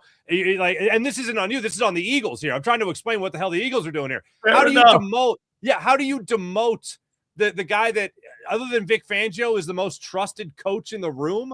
Like, what are we doing here? This is 1 year after having one of the most historic rushing seasons ever, tacked on to what could very well be a position coach Hall of Fame career of Jeff Stoutland. And you're saying, no. You know what, Jeff? Do less. We know you're great at it, but just do less. How does that make any sense? It doesn't. It's dumb. And who's taking over more of that responsibility? Is it Kevin Patullo? Because that seems like a dumb idea. Is it Nick Sirianni? Because now we're getting dumber. This is ridiculous to me. And how the Eagles have done this, like, for instance, if you think in retrospect on a greater scale, you go back to 2023 and Brian Johnson actually had a top 10 offense. It started top eight. It started to falter towards the end. They had a couple like 19-point games, stuff like that. Definitely not a lot of flow to it. You can certainly point at that. Mistakes by Jalen Hurts, you can point to it like that. But on the defensive side of things, it was a train wreck under Sean Desai, and there were injuries that certainly played into that. But man, going and making that change was drastic at 10-3, going to Matt Patricia. Very similarly, this year, you mean to tell me on a lesser scale but similar, you're going to change who's in charge of the run game? Like, that was the problem? What? That makes zero sense. So the Eagles have done drastic things before, obviously with the defensive side of the football in the Desai Patricia year in 2023. And now you're telling me that the guy that helped put together a historic push-button run offense that carried you to a Super Bowl and through the playoffs and through the regular season, you told that guy, you know what? We could do better without you. That is a slap in the face to a guy who, like I said, other than Vic Fangio, is the most trusted coach in the room. You think A.J. Brown's happy with this hire of offensive coordinator? I don't see how he could be. I know I'm asking you very positive questions here. I mean, I'm putting you on the stand here. Yeah, and I'm fine. What am I going to be on the fence on this one? No, this is easy. I mean, in all honesty, it's not fun to talk about what sucks, but it is easier. When you talk about A.J. Brown, you're talking about the same type of thing you might be talking about with Jalen Hurts. And that is convincing somebody, walking into a room with strong personalities. And this is what some people don't like about maybe why people turn this job down. You're walking into a room with a head coach that's going to meddle. Okay. You're walking into a room where an owner and a general manager are going to have heavy input on things.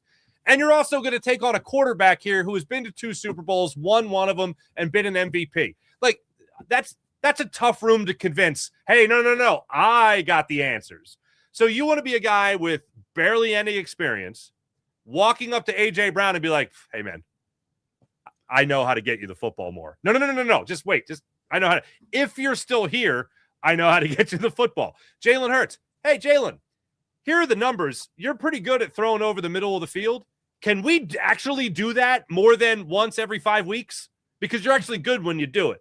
Like, how is that guy going to convince either A.J. Brown that he's going to get the most out of him? How is he going to convince Jalen Hurts to expand his comfort zone? That's the thing that is more appealing about a more experienced play caller and someone who does have a track record in the NFL at working as an offensive coordinator, working as a play caller. That's a huge ask of someone who is very inexperienced, someone who has played the position of quarterback, but someone who is very inexperienced in terms of coaching and maybe looking around at other talent saying, I know how to get the most out of you, and I know how to make you look great in what offense I'm going to bring to the table. Do you believe Lane Johnson, this is his last year, do you think he's coming back or not?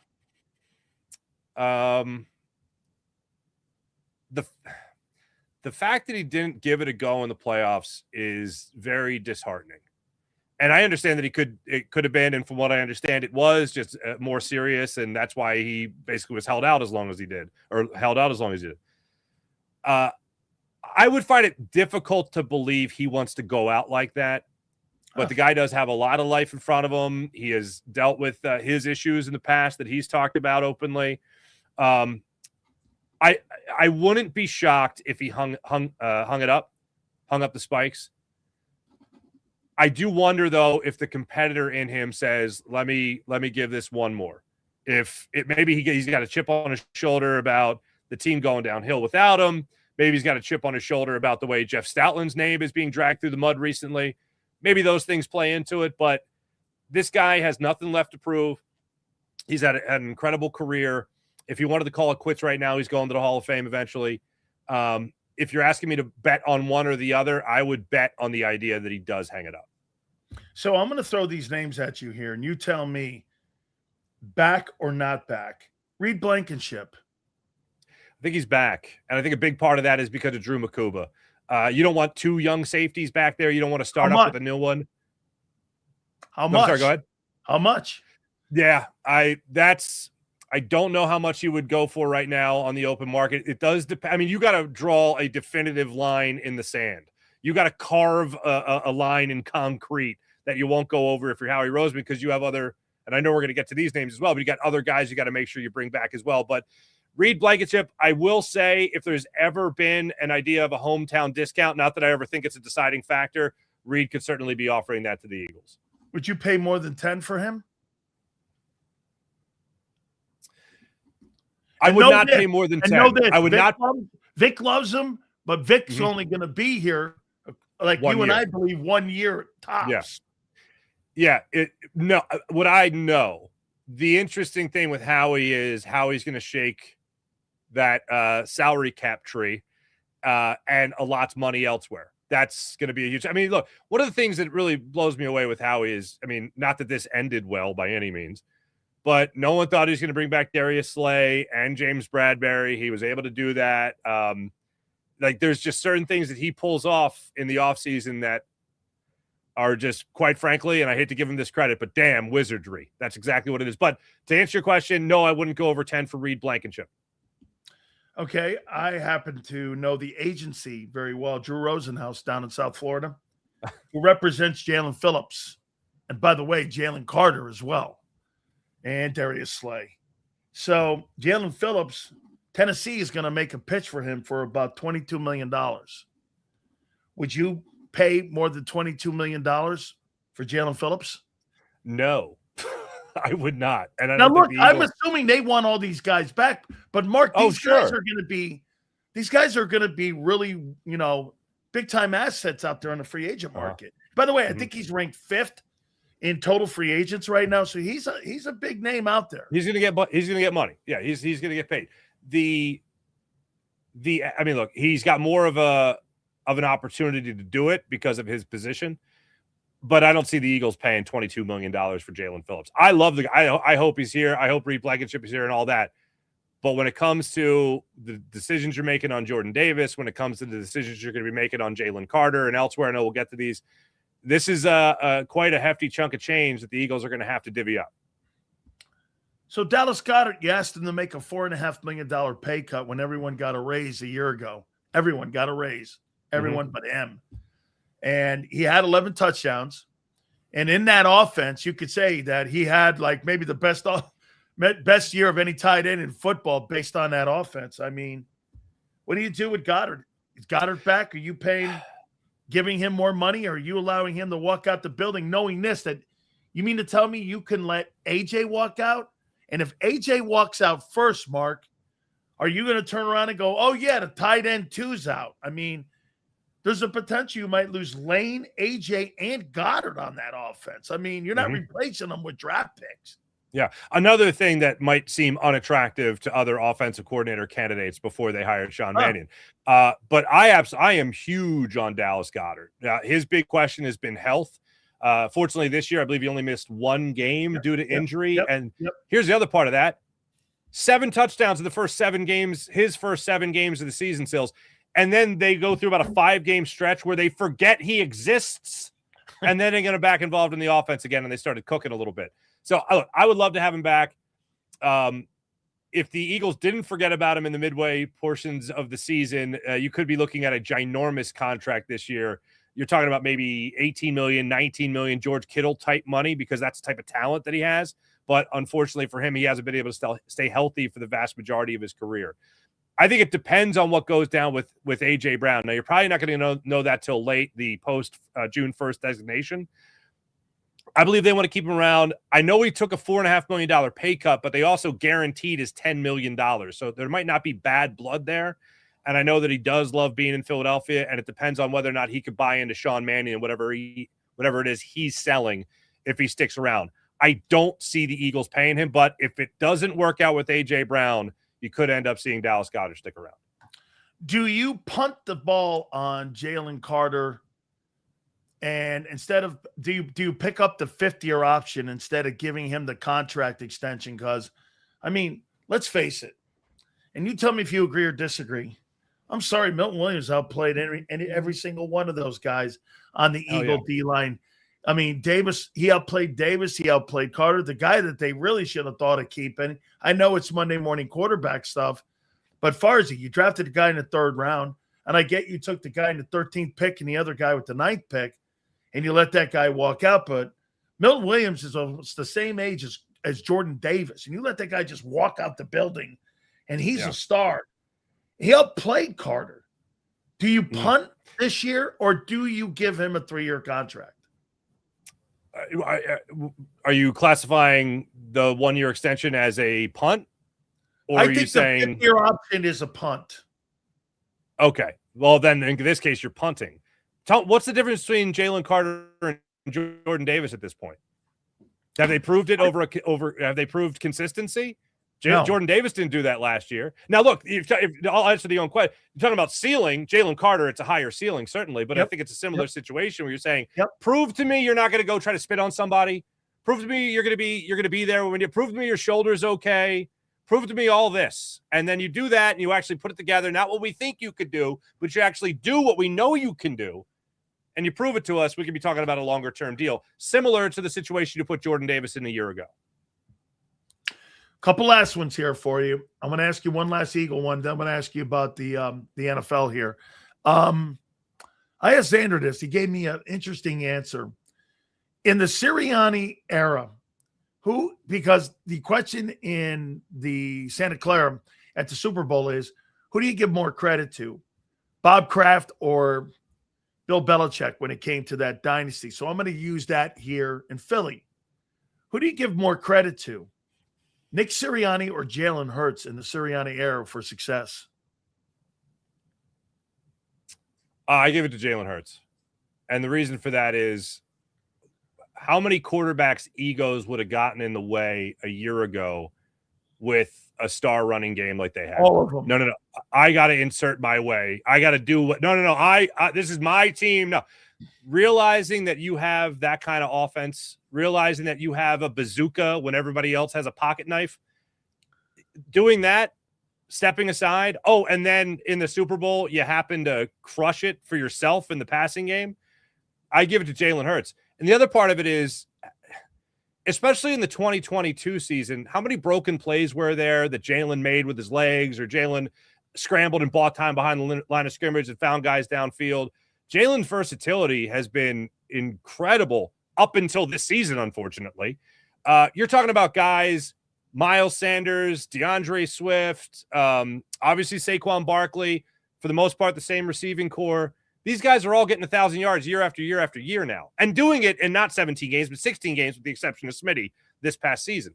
So Jalen's diversity and his versatility, I think, is the number one reason this team has been able to find success in the Nick Sirianni era.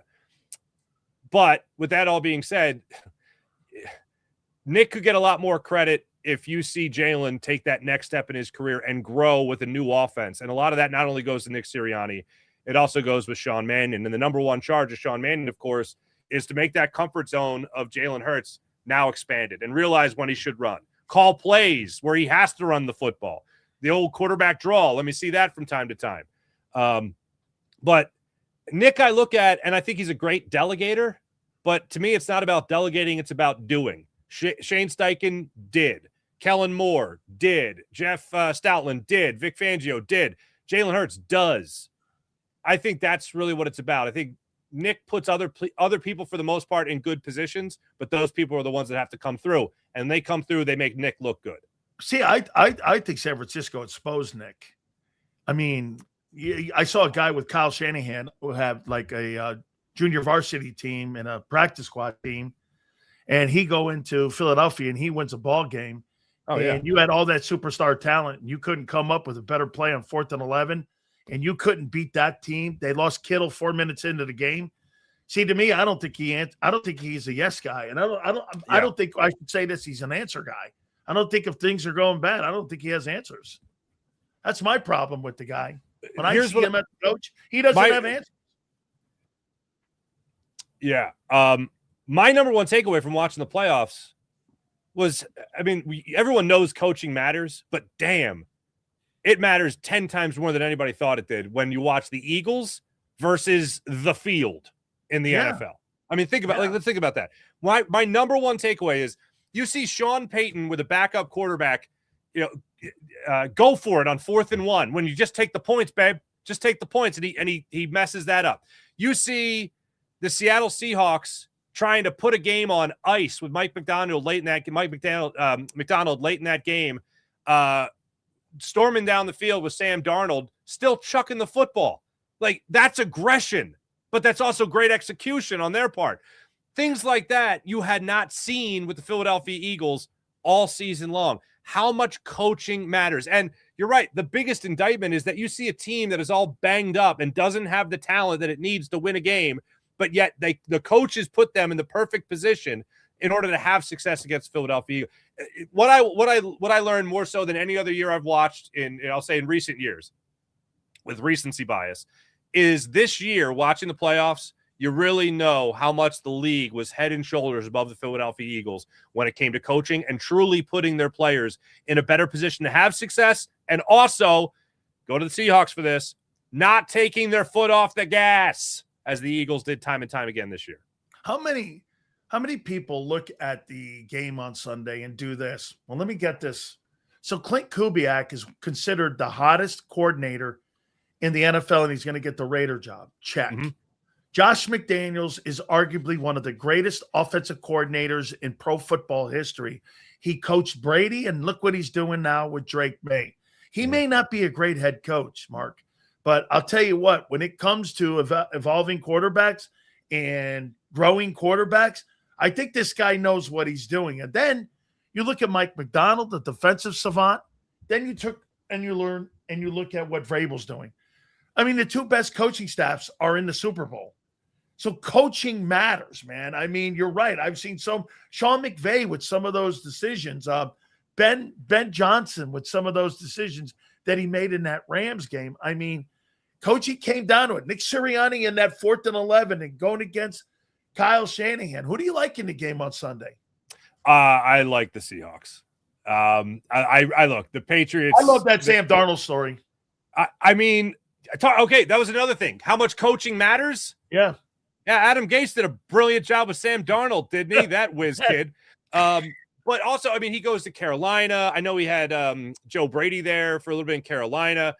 He was with Matt Rule there. He goes to San Francisco. Then he goes to Minnesota and then now Seattle. And you're looking at the last 2 years, and I've heard multiple players now talk about this with Sam Darnold. It's like, oh, that's the Sam Darnold that the Jets drafted, but messed up because they're the Jets. But again, here's the story of it all. Coaching matters. Coaching matters. It surely does. Last one here for you. So Belichick doesn't make it to the Pro Football Hall of Fame, right? In first ballot. No.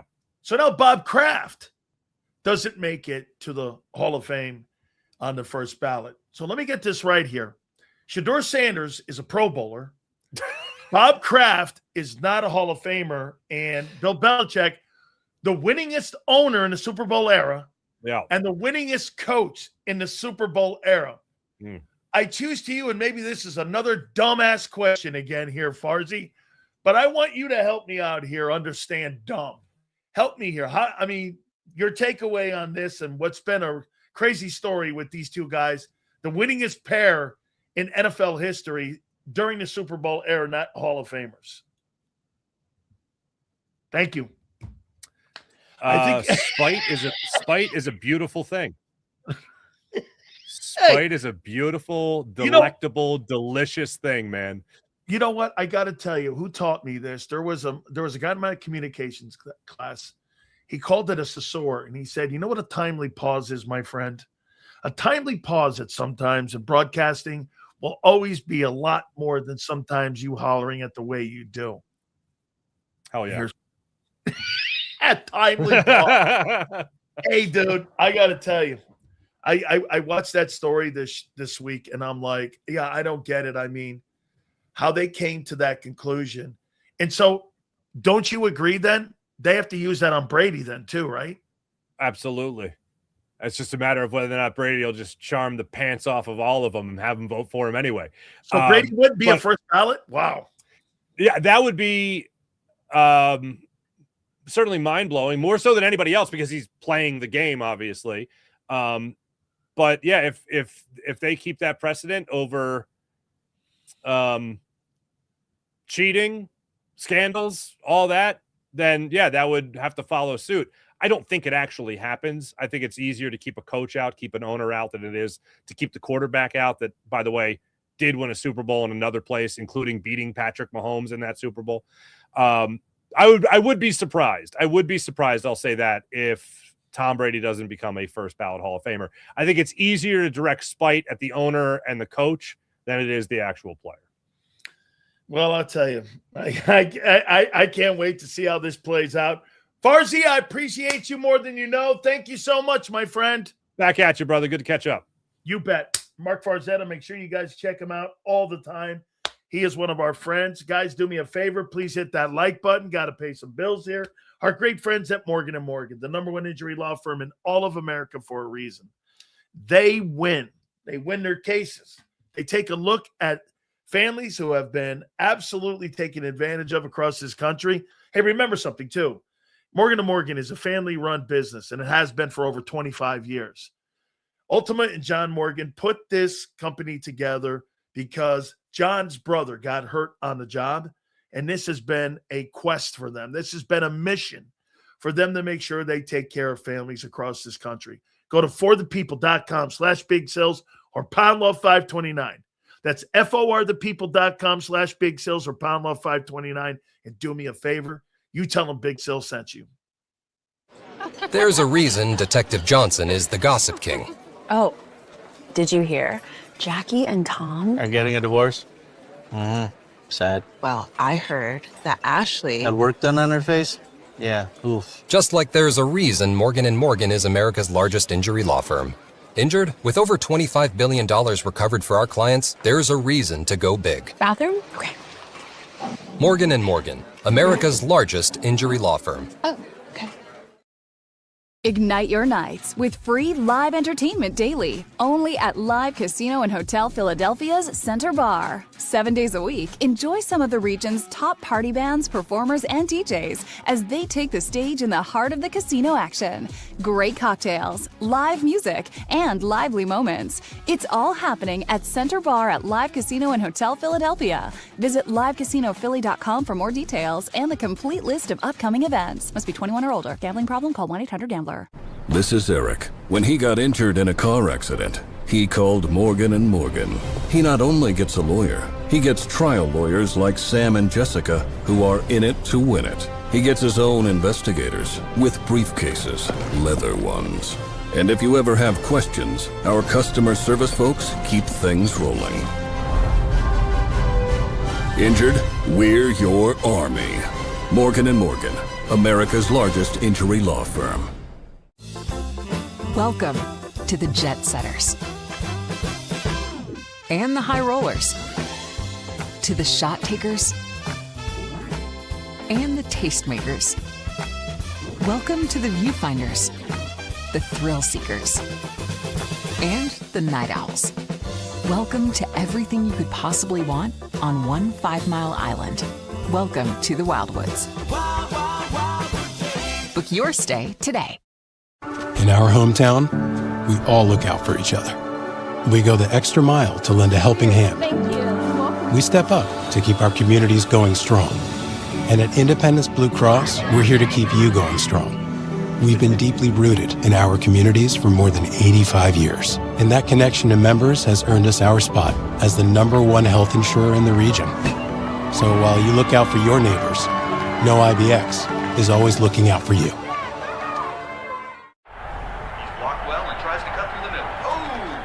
Your gut says Miami is going to win, and you should take the over. Your gut also said your NFT selfies would only go up in value. They didn't. But your head is on Sports Grid and knows the QB is in concussion protocol. The backup has a 45 QBR against the zone coverage. The New York D has the most sacks in the league. So yeah, trust your head. It's smarter to be on Sports Grid. EAGLES. Eagles.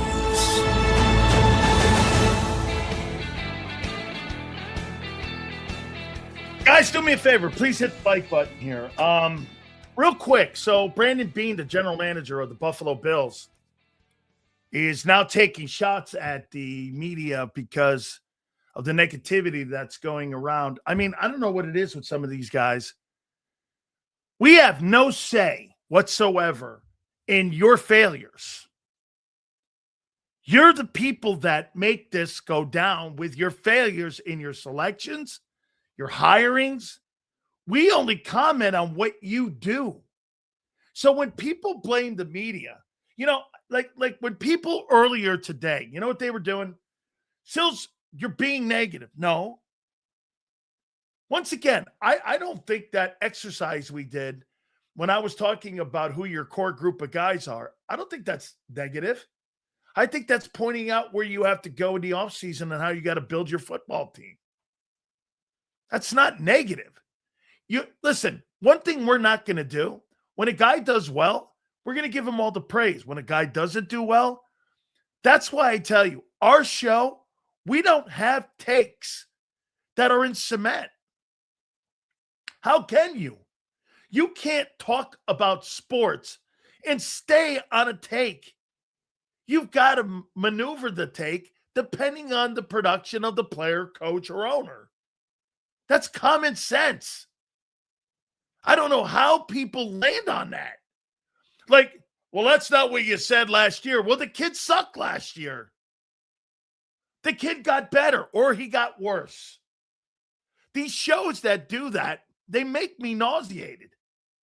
Well, you know, I'm going to keep with this position and I'm going to stay on this position. Dude, Carson Wentz is the greatest exercise of this. Carson had a 4-year period where he was playing lights out football. He was playing just lights out ball. And after that, it was a short window. That's right. It's a great take, Jimbo. Dude, sports is fluid. Takes change because performances change. How about this one, Jimbo? You want to know one of the all-time greatest? Jordan scoring champ, greatest player in the game. The guy's got great talent.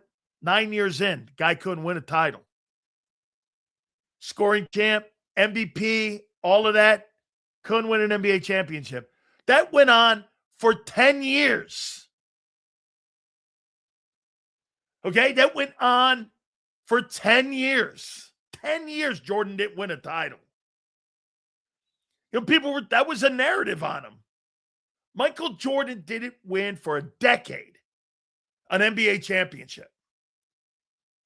Had to go through Larry, had to go through Magic. You know you're good. You ain't as good as them dudes. You guys don't remember that. See, people forget they got recency bias. Oh, Jordan was great always. No, he wasn't. Hey, by the way, really? That's completely false? Let's take a look at that. Completely false. Jordan didn't win a title for 9 years. Let's see when Jordan came into the NBA.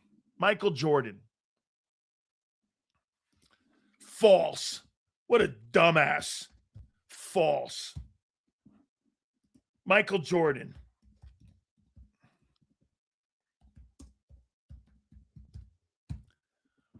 Michael Jordan. Michael Jordan came into the NBA what year? 1982. So let's take a look at this. Michael Jordan came in 85. 85, 86, 87, 88, 89, 90. 1, 2, 3, 4, 5, 6 years, I believe, if I'm not mistaken. It was 6 years, not 9 years. 6 years. Michael Jordan didn't win an NBA championship. Did he win it in 90? Did that Bulls team win in 90? 91. Bulls won their first one in 91. He was in 6 years, 9 years, no, 6 years it took him to win an NBA championship. 6 years to win a title. Couldn't win a scoring title. Had to go through Larry. Had to go through Magic. Okay? Narratives change. That's the point. Narratives change in sports. That's the point we're making. Guy can't win a title. Look at Sam Darnold. Yeah, it was Magic and Larry. That's right. Detroit was in there too. That's right. It went Magic and Larry, and then Detroit, and then the Bulls. And then he took 2 years off, and it was the Rockets. Okay? So look at Sam Darnold on how the narrative has changed on Darnold. The point is, douchebags, that it's the point of topics changing. They change all the time. Sports, it changes. There's no such thing as a set narrative. And Brandon Beane's sitting there going, well, it's all you guys' fault. It's not you guys' fault. It's Brandon Beane's inability. Oh, the media is saying that, we can't pick. You can't pick. You got a bad roster. It's mind-numbing that in a year that the NFL was average, a great roster like the Eagles were one and done. Well, you think I hear something that John says all the time. I disagree with it 1,000%. I think coaching matters massively in the NFL. I don't think it matters at all in college. I think it matters big time. Now, not head coach in college. I don't think you have to be a great head coach. I think you have to be a great recruiter and in hiring of great assistant coaches. I think that's your talent. I personally, again, in the NFL, because you're limited with 53 men, you have to have great coaching. Get this. I think this. Do you not agree? 2025. You guys agree? Do you think that that's been the least talented roster since the 21 season? Do you think that the roster that you had in 25 was the least talented roster, not counting 21? That was the first year under Nick. You guys went to the playoffs. I'm talking from 22 to 25. Okay? Do you think that that was the worst roster? Yes or no?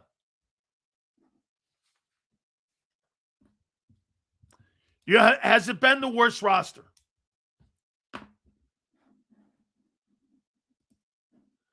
Seals, do you know any scouts would love to have some extra? Yeah, we'll do that. We'll do that this upcoming. Scouts don't usually talk, though. Former scouts will. Former scouts, Twiz, will talk. I don't agree with the offense had the most of the talent and the defense had more talent. I don't agree. The offense had most of the talent and the defense had more talent. I kind of see it. I don't really think you were as talented as you thought you were. I don't think you. I think you guys overrated that roster. As we said throughout. Hey, and you know what I want you guys to do this coming this offseason here? I want you to do me a favor. I want you to remember some of the shit we're saying this time and some of the stuff that when we say it to you, I want you to reflect back on some of the stuff that we said because we told you we didn't think this roster was going to be all that great. We thought that the offense would excel because of the money you're paying and because of the names on the back of the jerseys, but that didn't happen. There was no excuses for that offense. And if you're going to tell me a shitty coordinator was the reason that all of that fell apart, well, you don't have a very good team then. You don't have a very good team. Everyone thought we underachieved. I don't think you underachieved on defense. Okay? AJ can't stay. The Birds fan can't accept that BS. Dude, you're not better without him, though. You're not better without AJ Brown. You know, hey, look, Steve, if I'm going to get rid of AJ Brown, you've got to do me this. Okay, I want to get rid of AJ Brown. Who are you replacing him with? A rookie?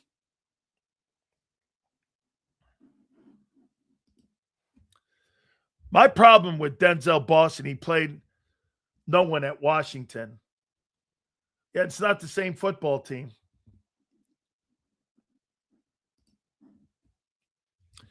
Hypothetical, AJ, Jalen Phillips, or Crosby and Goddard.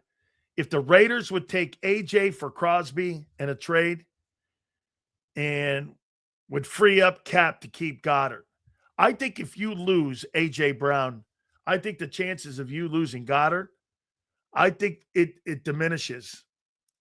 You can't lose AJ and Goddard at the same time in your pass game. I mean, your pass game would be a joke. Devontae Smith is not going to carry the passing game. Who would you bring in? George Pickens? Why not just keep AJ? He's one less of a headache. You're not getting Brock Bowers. Stop that. Why in the God's name? When you're going to get Fernando Mendoza, would the Raiders trade Brock Bowers? They would trade for AJ first to add to Brock Bowers. And Brady would teach. You're not trading. They're not trading Brock Bowers. He's on a, why would they? They're on a rookie deal with him. Trade for Brock Bowers. Passing game's a joke already. Has been for 2 years. AJ's cap situation is not good for a trade. It's better post June 1, but here's the problem with that. You got to carry that money from March 12th all the way until June 1. It gives you very little latitude to be able to move around. Stop putting money into the pass game. There's no return on investment. That's my take. I agree with you, Curtis. That's my take. Still, here's what I have to do as a coordinator with A.J. Brown out there. I do this. Still got to defend him. I still look out there and go, I can't just go to sleep on that. That guy will torture me. That, to me, this comes down, once again, it's Hurts. This is all on Hurts. If he runs, you're good. If he doesn't, you're not. Then there's no point of keeping AJ. You need to build your O-line back up. Not a wideout. You don't build your football team from the perimeter in. Your biggest problem you have right now is your O-line. That's the biggest problem on your team. It's not re-signing Carter. You can punt. Pick the fifth year up on the kid. I don't care if he moans.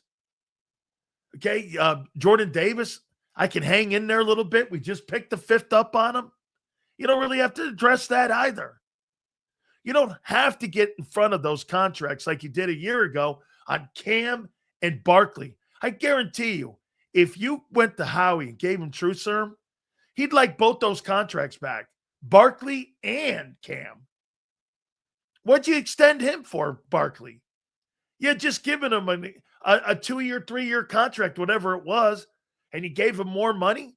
Hey, thanks for having a great Super Bowl. Here's even more. Okay, well, when the offensive line's not good, he's average. Those were dumb moves. The only smart move he made last year was getting Goddard to take less money and signing Zach Bond. Now, the Cam Jurgens deal, why wouldn't you have picked? Oh, you couldn't because he's a second. You couldn't pick the fifth up because there is no fifth for second-round draft choices. I believe that's going to change soon. So you had to kind of do something with the kid. Either way, Wentz should be grateful. The Eagles gave him generational wealth. Even his rookie deal was big. Well, I could turn around and say the Eagles should be very lucky that I played as well as I did for the time outside of the last maybe year and a half that I played in Philly. He delivered the goods. Hey, Carson Wentz won an NFC championship, was on a Super Bowl team, is the all-time single-season passing record leader for the Eagles, and has the most touchdown passes in the history of the Philadelphia Eagles. He's done something your guy hasn't done yet. He's thrown for over 30 TDs. He's thrown for over $4,000. I don't know. I mean, Carson Wentz's time in Philadelphia, albeit short, was not a failure. It just ended shitty. You make the guy's career look like dog crap most of the time, but that's not true. He just didn't have a long career in Philly. Some guys have long careers. Some guys don't. Nick Foles won it as a substitute teacher. Congratulations, Nick. They built a statue to you. And congratulations. It's the greatest substitute teacher trophy in the history of the NFL. The statue's the greatest substitute teacher. The Eagles are the only franchise to have a substitute teacher out front of their stadium that won a Super Bowl. Okay? Awesome. Fantastic. It was an iconic game. He outdueled Brady. He played the best in a Super Bowl and better than any quarterback the Eagles have ever had. Hurts never played a better Super Bowl than one. Even in the one that Hurts lost, he didn't play better than Wentz. Or than Foles. This guy's going back and forth with Brady. Eagles have to get younger and cheaper on offense, bottom line, yes.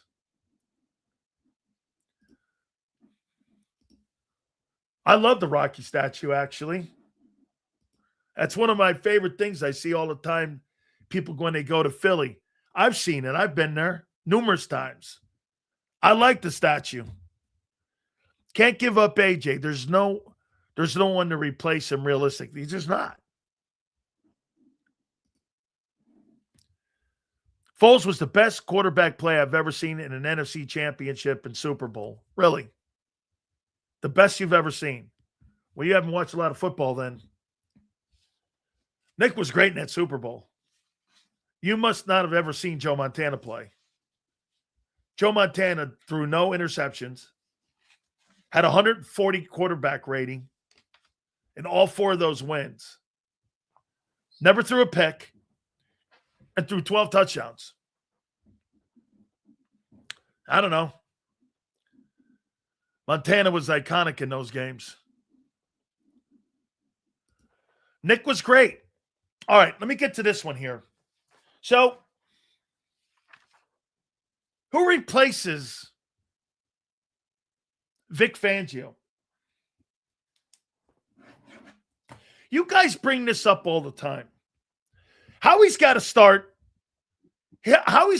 preparing, right? He's got to start preparing to replace Lane Johnson, correct? Okay? He's got to start replacing.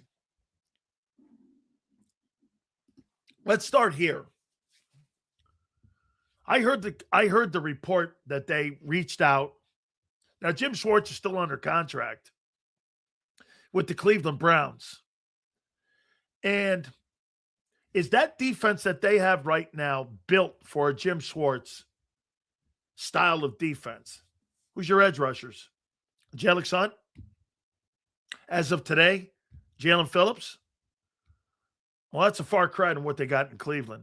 Let me take a look at what Cleveland did this past year in defense. Let's take a look at it. Defense. The Browns were 4th in total defense. Whew, man. They were 3rd in pass defense.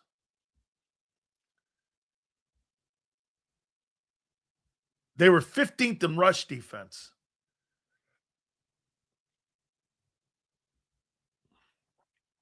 How many wins did they have this year? How many wins did the Browns have? The Browns were 13th in scoring defense. How many wins did Cleveland have? Because if they only had 3-4 wins and they were 13th in scoring defense, that's insane great.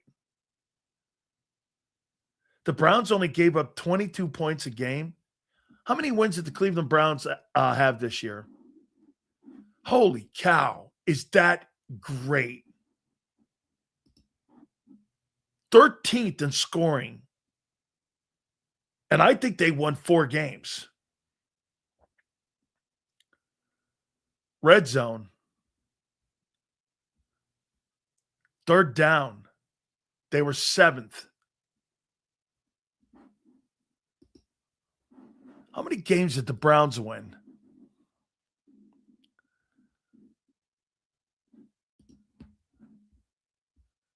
The Browns won 5 ball games and gave up 22 points a game. Can you imagine if they had any kind of offense? They'd have won the Super Bowl.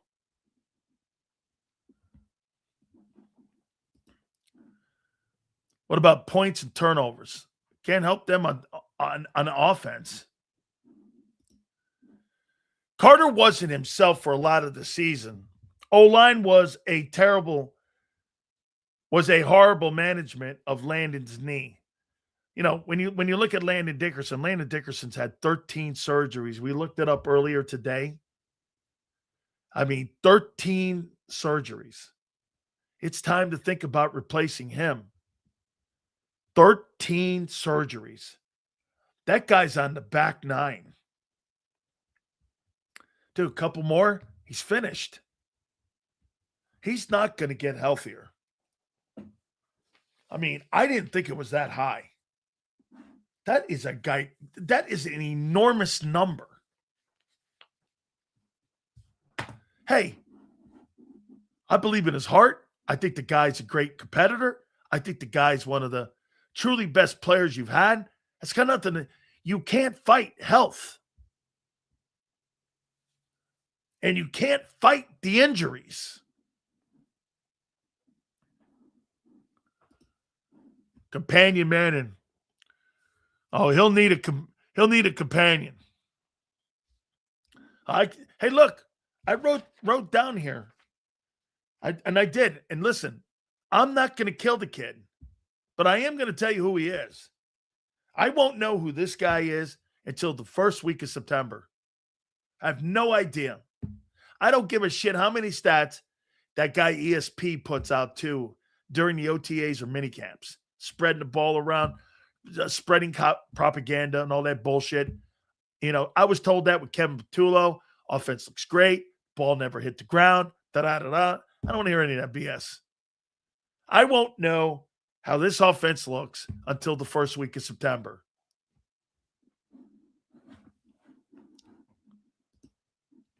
They drafted Cam Williams, that Rutgers big dude, and Miles Hinton. And none of those guys played or had any impact whatsoever on the football team this past season. All those guys that they drafted, all those guys that they brought in, made zero impact in the offensive line when they needed help, especially in the depth level. You were playing Brett Toth and some of these other guys that were in there, and those guys were okay. But the offensive line is clearly taking a back step, and it's taken, it's walked backwards. I don't know how Stoutland loses his responsibilities on being a run game coordinator, but they did. So I'm going to get to Clint Hurtt here in a minute. Eagles have had success with late round undrafted players, always a couple that make the team. Yeah, because every roster. Well, wait a minute. Forrest, do you know that half the rosters in the league? No, excuse me. Almost all the rosters in the league, almost half of the rosters are undrafted free agents, are low draft rounds. Can't pay everybody like you guys say. All right. So replacing Vic. Somebody asked me this question. Seals, if he's thinking about it for a third time, like Farzi said, shouldn't you replace him now?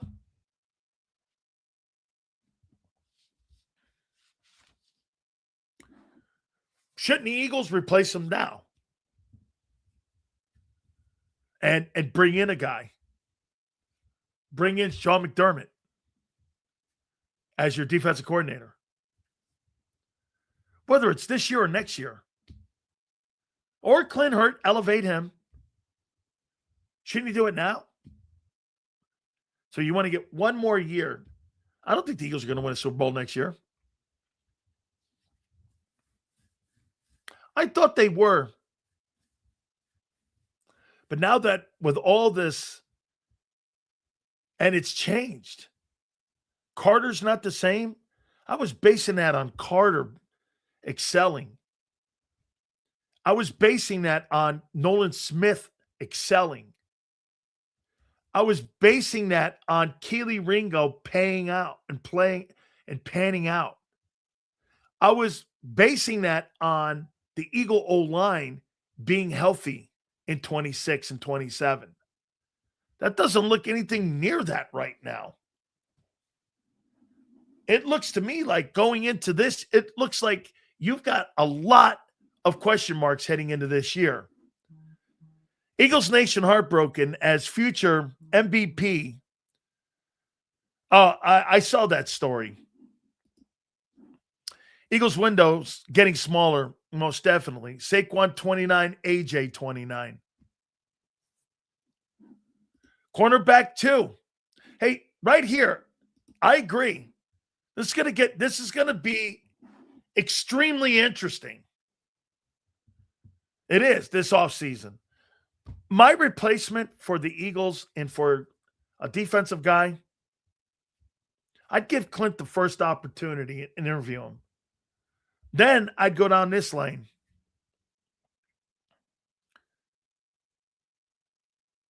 I'd look at him and I'd say, let me talk to Jim Schwartz. Jonathan Gannon took that job. I don't believe Gannon would come back.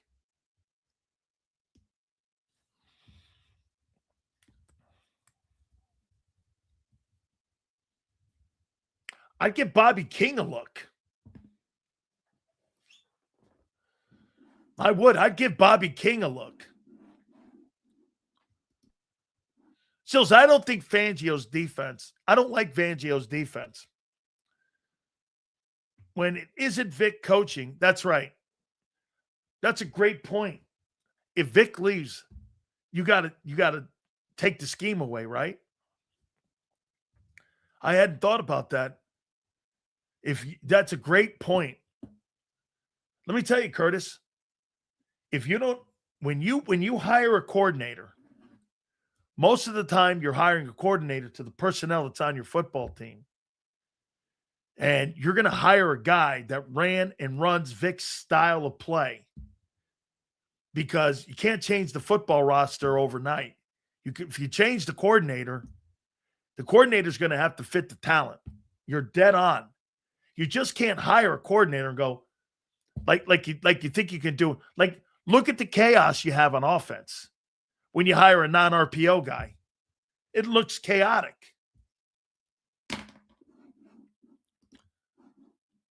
Yes, I agree. What if we blow out Nick and hire Tomlin? I think Mike Tomlin's a great coach. I know he loves Jalen. Have a lot of youth on defense. And maybe get Schwartz. And you know what? We wrote that. You do have a lot of youth. You have more core players on defense right now than you do on offense. I think you got 2 core players on offense. 2. Okay? I don't think you have any more than 2. Guys who I think are going to be here more than 3 years. On defense, I think you've got a bunch of guys that could be over there for a long period of time. Hanging out with my buds in town for the Super Bowl. Always a great time. Always a great time. Super Bowl week is one of my favorite weeks. And it is. You get a lot of storylines coming out this week. I can't wait to see. I'm pulling for Sam Darnold. Because if Sam Darnold wins, once again, a guy who's not an elite player can win a Super Bowl. I think it makes my point about Hurts that you guys fight me with. If that guy wins a Super Bowl MVP, and he's been on 2 separate teams, and he goes 32-8 in the last 2 years, and he wins the Super Bowl and is a Super Bowl MVP. Do you know how many organizations are going to be kicking themselves? Carolina, the Jets, the Vikings, maybe the 49ers. All those organizations are going to kick themselves and go, what did we do wrong? What did we do wrong in evaluating? It's a great example of not paying big money for your quarterback.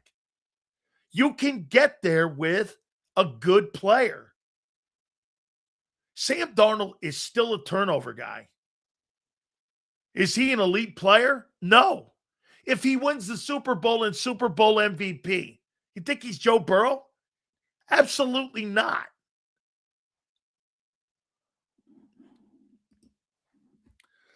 Seals, like I told you on your Tampa show, the Patriots coaching staff has more Super Bowl experience than anyone on the Seattle staff. And I think that's why he keeps that game close. I do.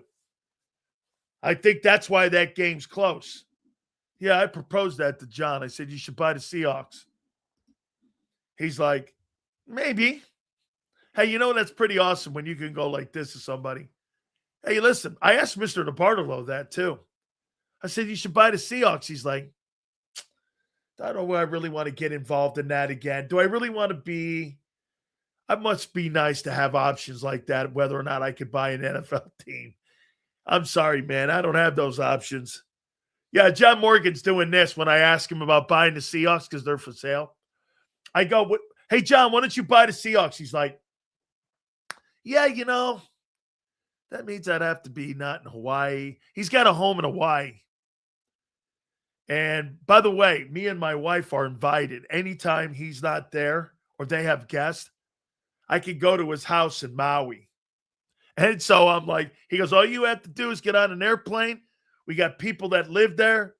Take care of the joint. Go in there for a week if you want. I don't care. And I'm like this. How you doing? So my wife and I and my kid are going to go to Hawaii one day when I got the Bucks. Hey, don't brag. Hey, wait a minute. I just told you I gotta build up the Bucks to go there. Have you ever been to Hawaii? I've been to Hawaii 2 times. It's pretty expensive there. Whack ass Super Bowl. I'm just ready. Yeah. So if he wins the Super Bowl, doesn't he become overpaid or elite?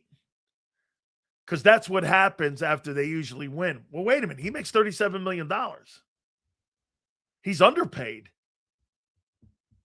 Not overpaid. He's underpaid. You got the Sills. I got the Eagles winning the Super Bowl next year. You got the Eagles. Okay. Hey, it's February 3rd. I mean, right? It's February 3rd. What are we going to say here? It's time to bring back the Pro Bowl and put it and play it in Hawaii again. I agree.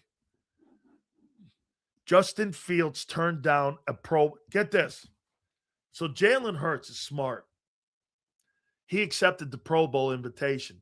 It goes on his ledger, and that goes on his resume. I'm sorry. Justin Fields probably thought they were goofing on him because he was asked to go to the Pro Bowl, and he said no. Who would have thought so Justin Fields snubbed the Pro Bowl. Bill Belichick and Robert Kraft are snubbed by the Hall of Fame. What a week. I mean, what a week. No, I'm with you. I would have been insulted by it too. Hey, Justin, we'd like to have you come to the Pro Bowl. I would have took it. You kidding me? Having a Pro Bowl next to your name? I don't give a shit if you want me to play cards. I would have took that thing, man. Sills, you Pro Bowler? Yeah. The only thing I could say is I was on a Pro Bowl ballot once. That's all I got. I got a Pro Bowl ballot. That's all I have. I feel you. But damn, Sills, I get it. Yeah, but in 25 years, no one will remember. Hey, Justin Fields made the Pro Bowl? Wow. It's pretty impressive. Yeah, he had to do hopscotch. And I think he had to make lemonade drinks or something at the Pro Bowl games. Or he was doing something stupid there. Elvis Gerbach turned down a Pro Bowl. Yeah, but back then you had to play. Being the fifth choice, some people have integrity. Yeah, not me. I have no integrity with that. Hey, Sills, you want to be a Pro Bowler? Yeah. Well, you have to like run around and jump and, well, wait a minute. I have to leave my house. Zander would say this. Does Sileo have to leave his house? Or can he do it Zoom? If he could do it Zoom, Sills is a Pro Bowler. But if he has to leave his house, Jason Cole called me on it too, what Zander said, because he heard Zander say it. He was watching the show one day. So I said, hey, look, yeah, I'll meet you up. I'll drive up and I'll see you in Gainesville. Zander came on the show and he goes, you ain't driving to Gainesville. Driving to meet him in Apaka. Are you crazy? And I'm like, yeah, I'll do it. And Jason goes, you're not going to, no. I go, well, you know what? I'm going to agree with him. Probably not happening. Holy cow. It's a month to my birthday. How you doing? I just thought about that. It's a month to my birthday. Does a Pro Bowl come with financial bonuses? Absolutely. I want to show you one here.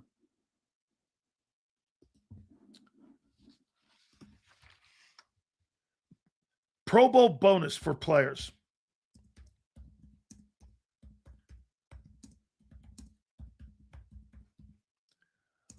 Money amount. This is why when you guys say it doesn't matter.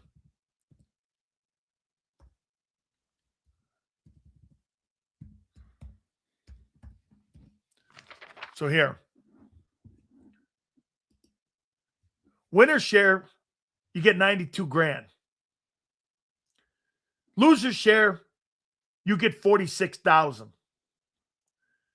Players injury during the Pro Bowl receive a $1 million in addition insurance compensation.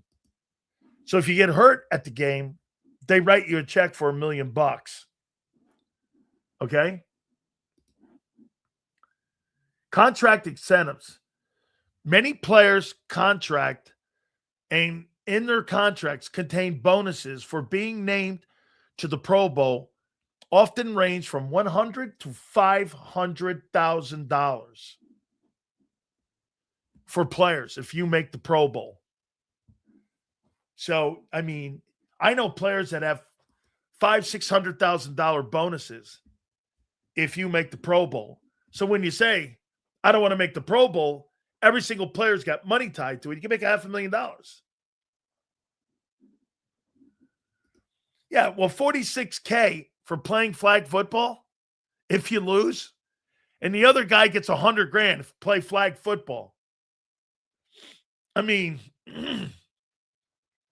flag football, $100,000 if I win. Yeah, I think I'm in. Says, when are you getting your Bledsoe report? Very good knowledge, and you remembered that. Those things are gold to agents and scouting departments. Very good. I get the Bledsoe report the middle of March. Actually, I'll take that back. The end of February, I get the Bledsoe report.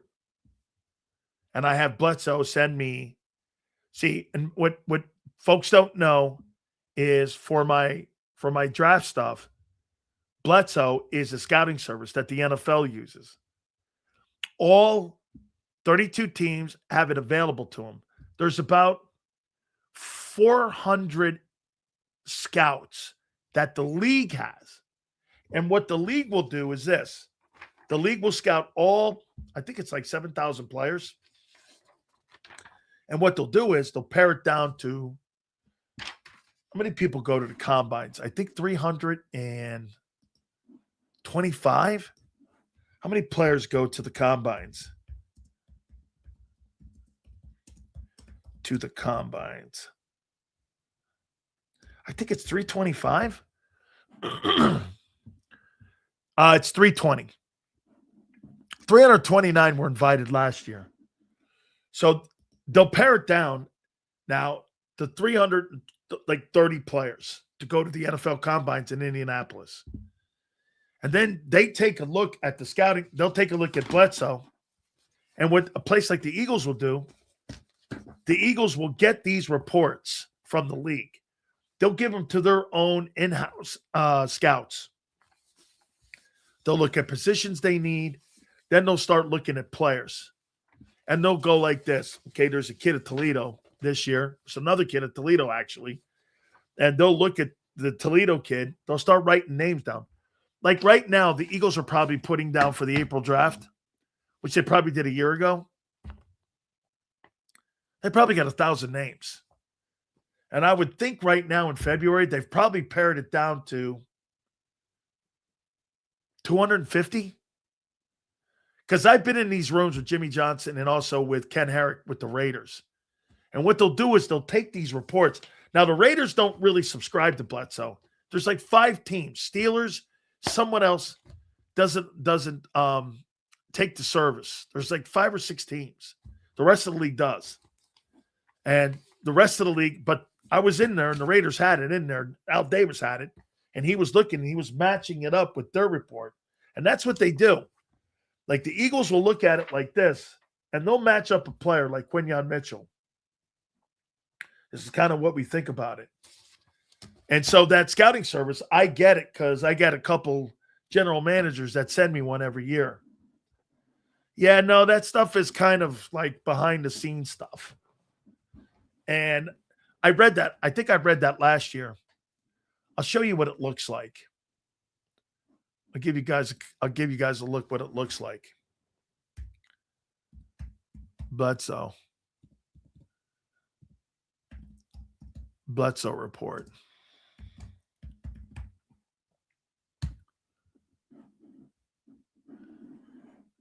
Yeah, here it is right here.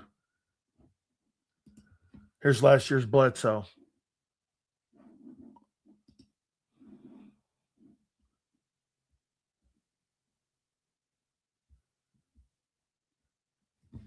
Let me give you kind of like a picture of what it does. Here's Jalen Milroe.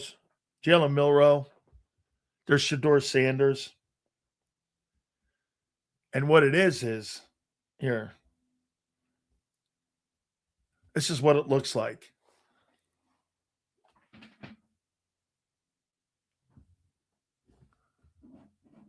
I want to make sure any names are on this.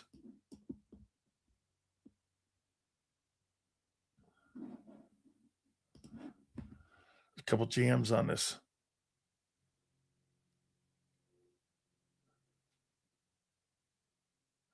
So this is kind of what it looks like and how they write and how they write up the I'll read Shedeur's here for you.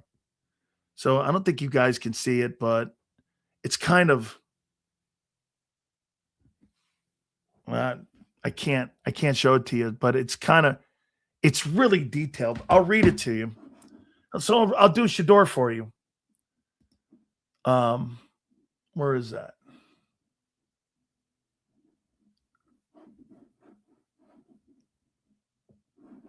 Here it is. Here's Shedeur Sanders. They had a grade around 1 on him. 4-year starter, spent 2 seasons at Jackson State prior to transferring to Colorado to follow his father, Hall of Fame quarterback head coach Deion Sanders, 2-time All-Conference at the FBS level, and 2024 All-American. winner of the Rice Award, top FCS freshman in 2021. Zander has been groomed to play quarterback since his early days, and it shows up both on and off the field. He is a field commander who knows the game inside and out. There's a cleanliness to his game from the mechanical perspectives across the board. His polished footwork and release path have for excellent accuracy. I happen to disagree with that. Ball placement to all levels on defense. He's used in the spotlight, can handle pressure, understands all the jobs that face coming to a quarterback and being a franchise. Will not be caught off guard by demands of the role. Puts the ball where it needs to be. A receiver-friendly passer. It goes on and talks. Actually, this is a glowing review of him, and they had him at as the number one grade. Actually, they gave him a grade of 77.68. Let's see what they had Cam Ward, who was number one overall. 75.68. Jackson Dart, they had 72.78. They actually had Shedeur Sanders ranked higher than Cam Ward. Did Bledsoe. Jalen Milroe, they had him at 76.58.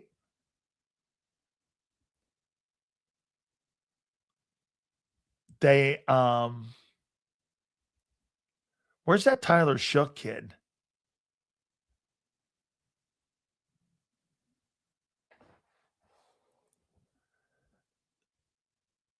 Running backs, Genty, they had him ranked number one. They had the kid Omarion Hampton ranked high. Trayvon Henderson was also ranked high. It's a great service. It's one of the greatest services around. Seals, have you done Radio Row at the Super Bowl? Probably 20 times.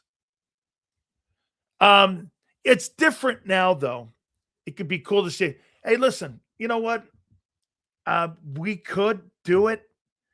It's a pain in the ass to get up there and do that stuff. It's not like it used to be. You know, there's so many people now. My friend Armando Salguero told me there's 14,000 people in the building, and they're doing two places now. They're doing the San Jose Convention Center, and they're doing the Marconi Convention Center in downtown San Francisco. They're doing two places.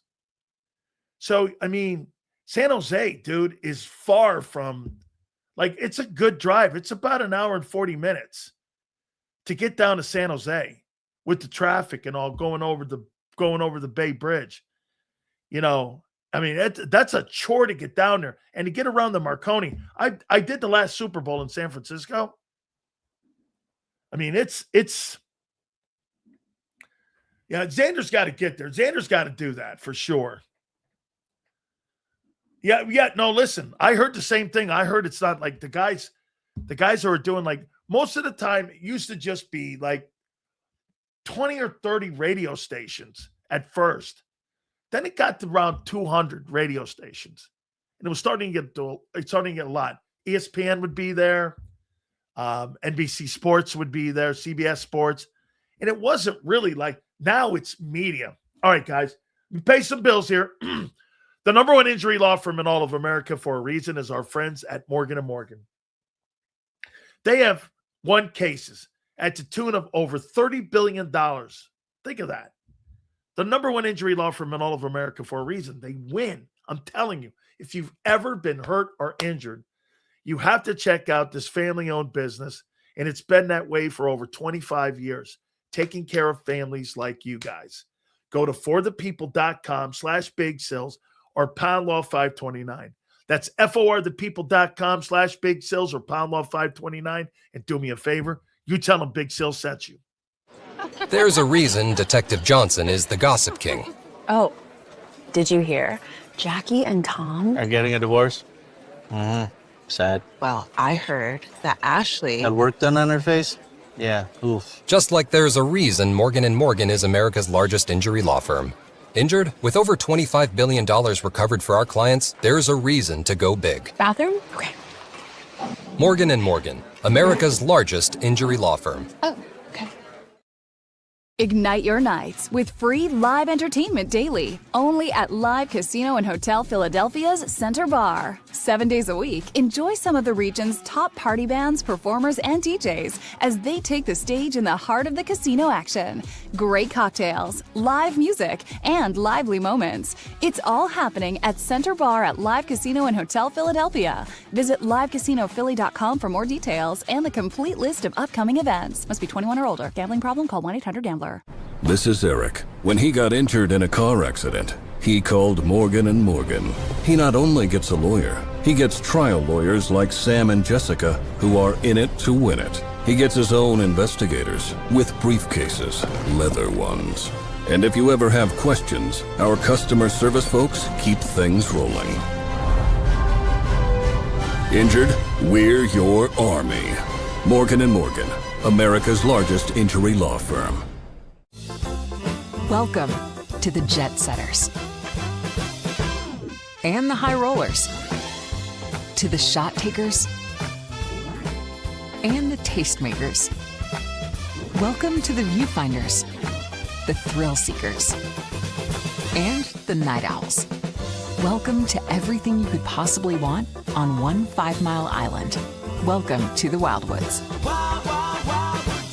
Book your stay today. In our hometown, we all look out for each other. We go the extra mile to lend a helping hand. We step up to keep our communities going strong. And at Independence Blue Cross, we're here to keep you going strong. We've been deeply rooted in our communities for more than 85 years. And that connection to members has earned us our spot as the #1 health insurer in the region. So while you look out for your neighbors, know IBX is always looking out for you.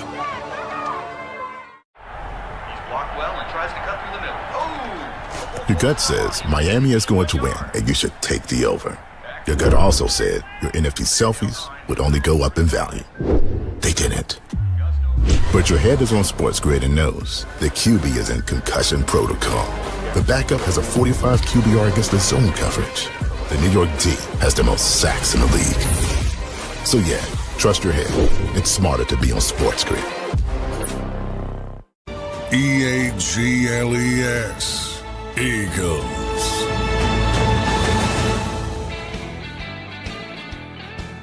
Appreciate you guys very much. We will see you tomorrow, 2 to 6 Eastern time.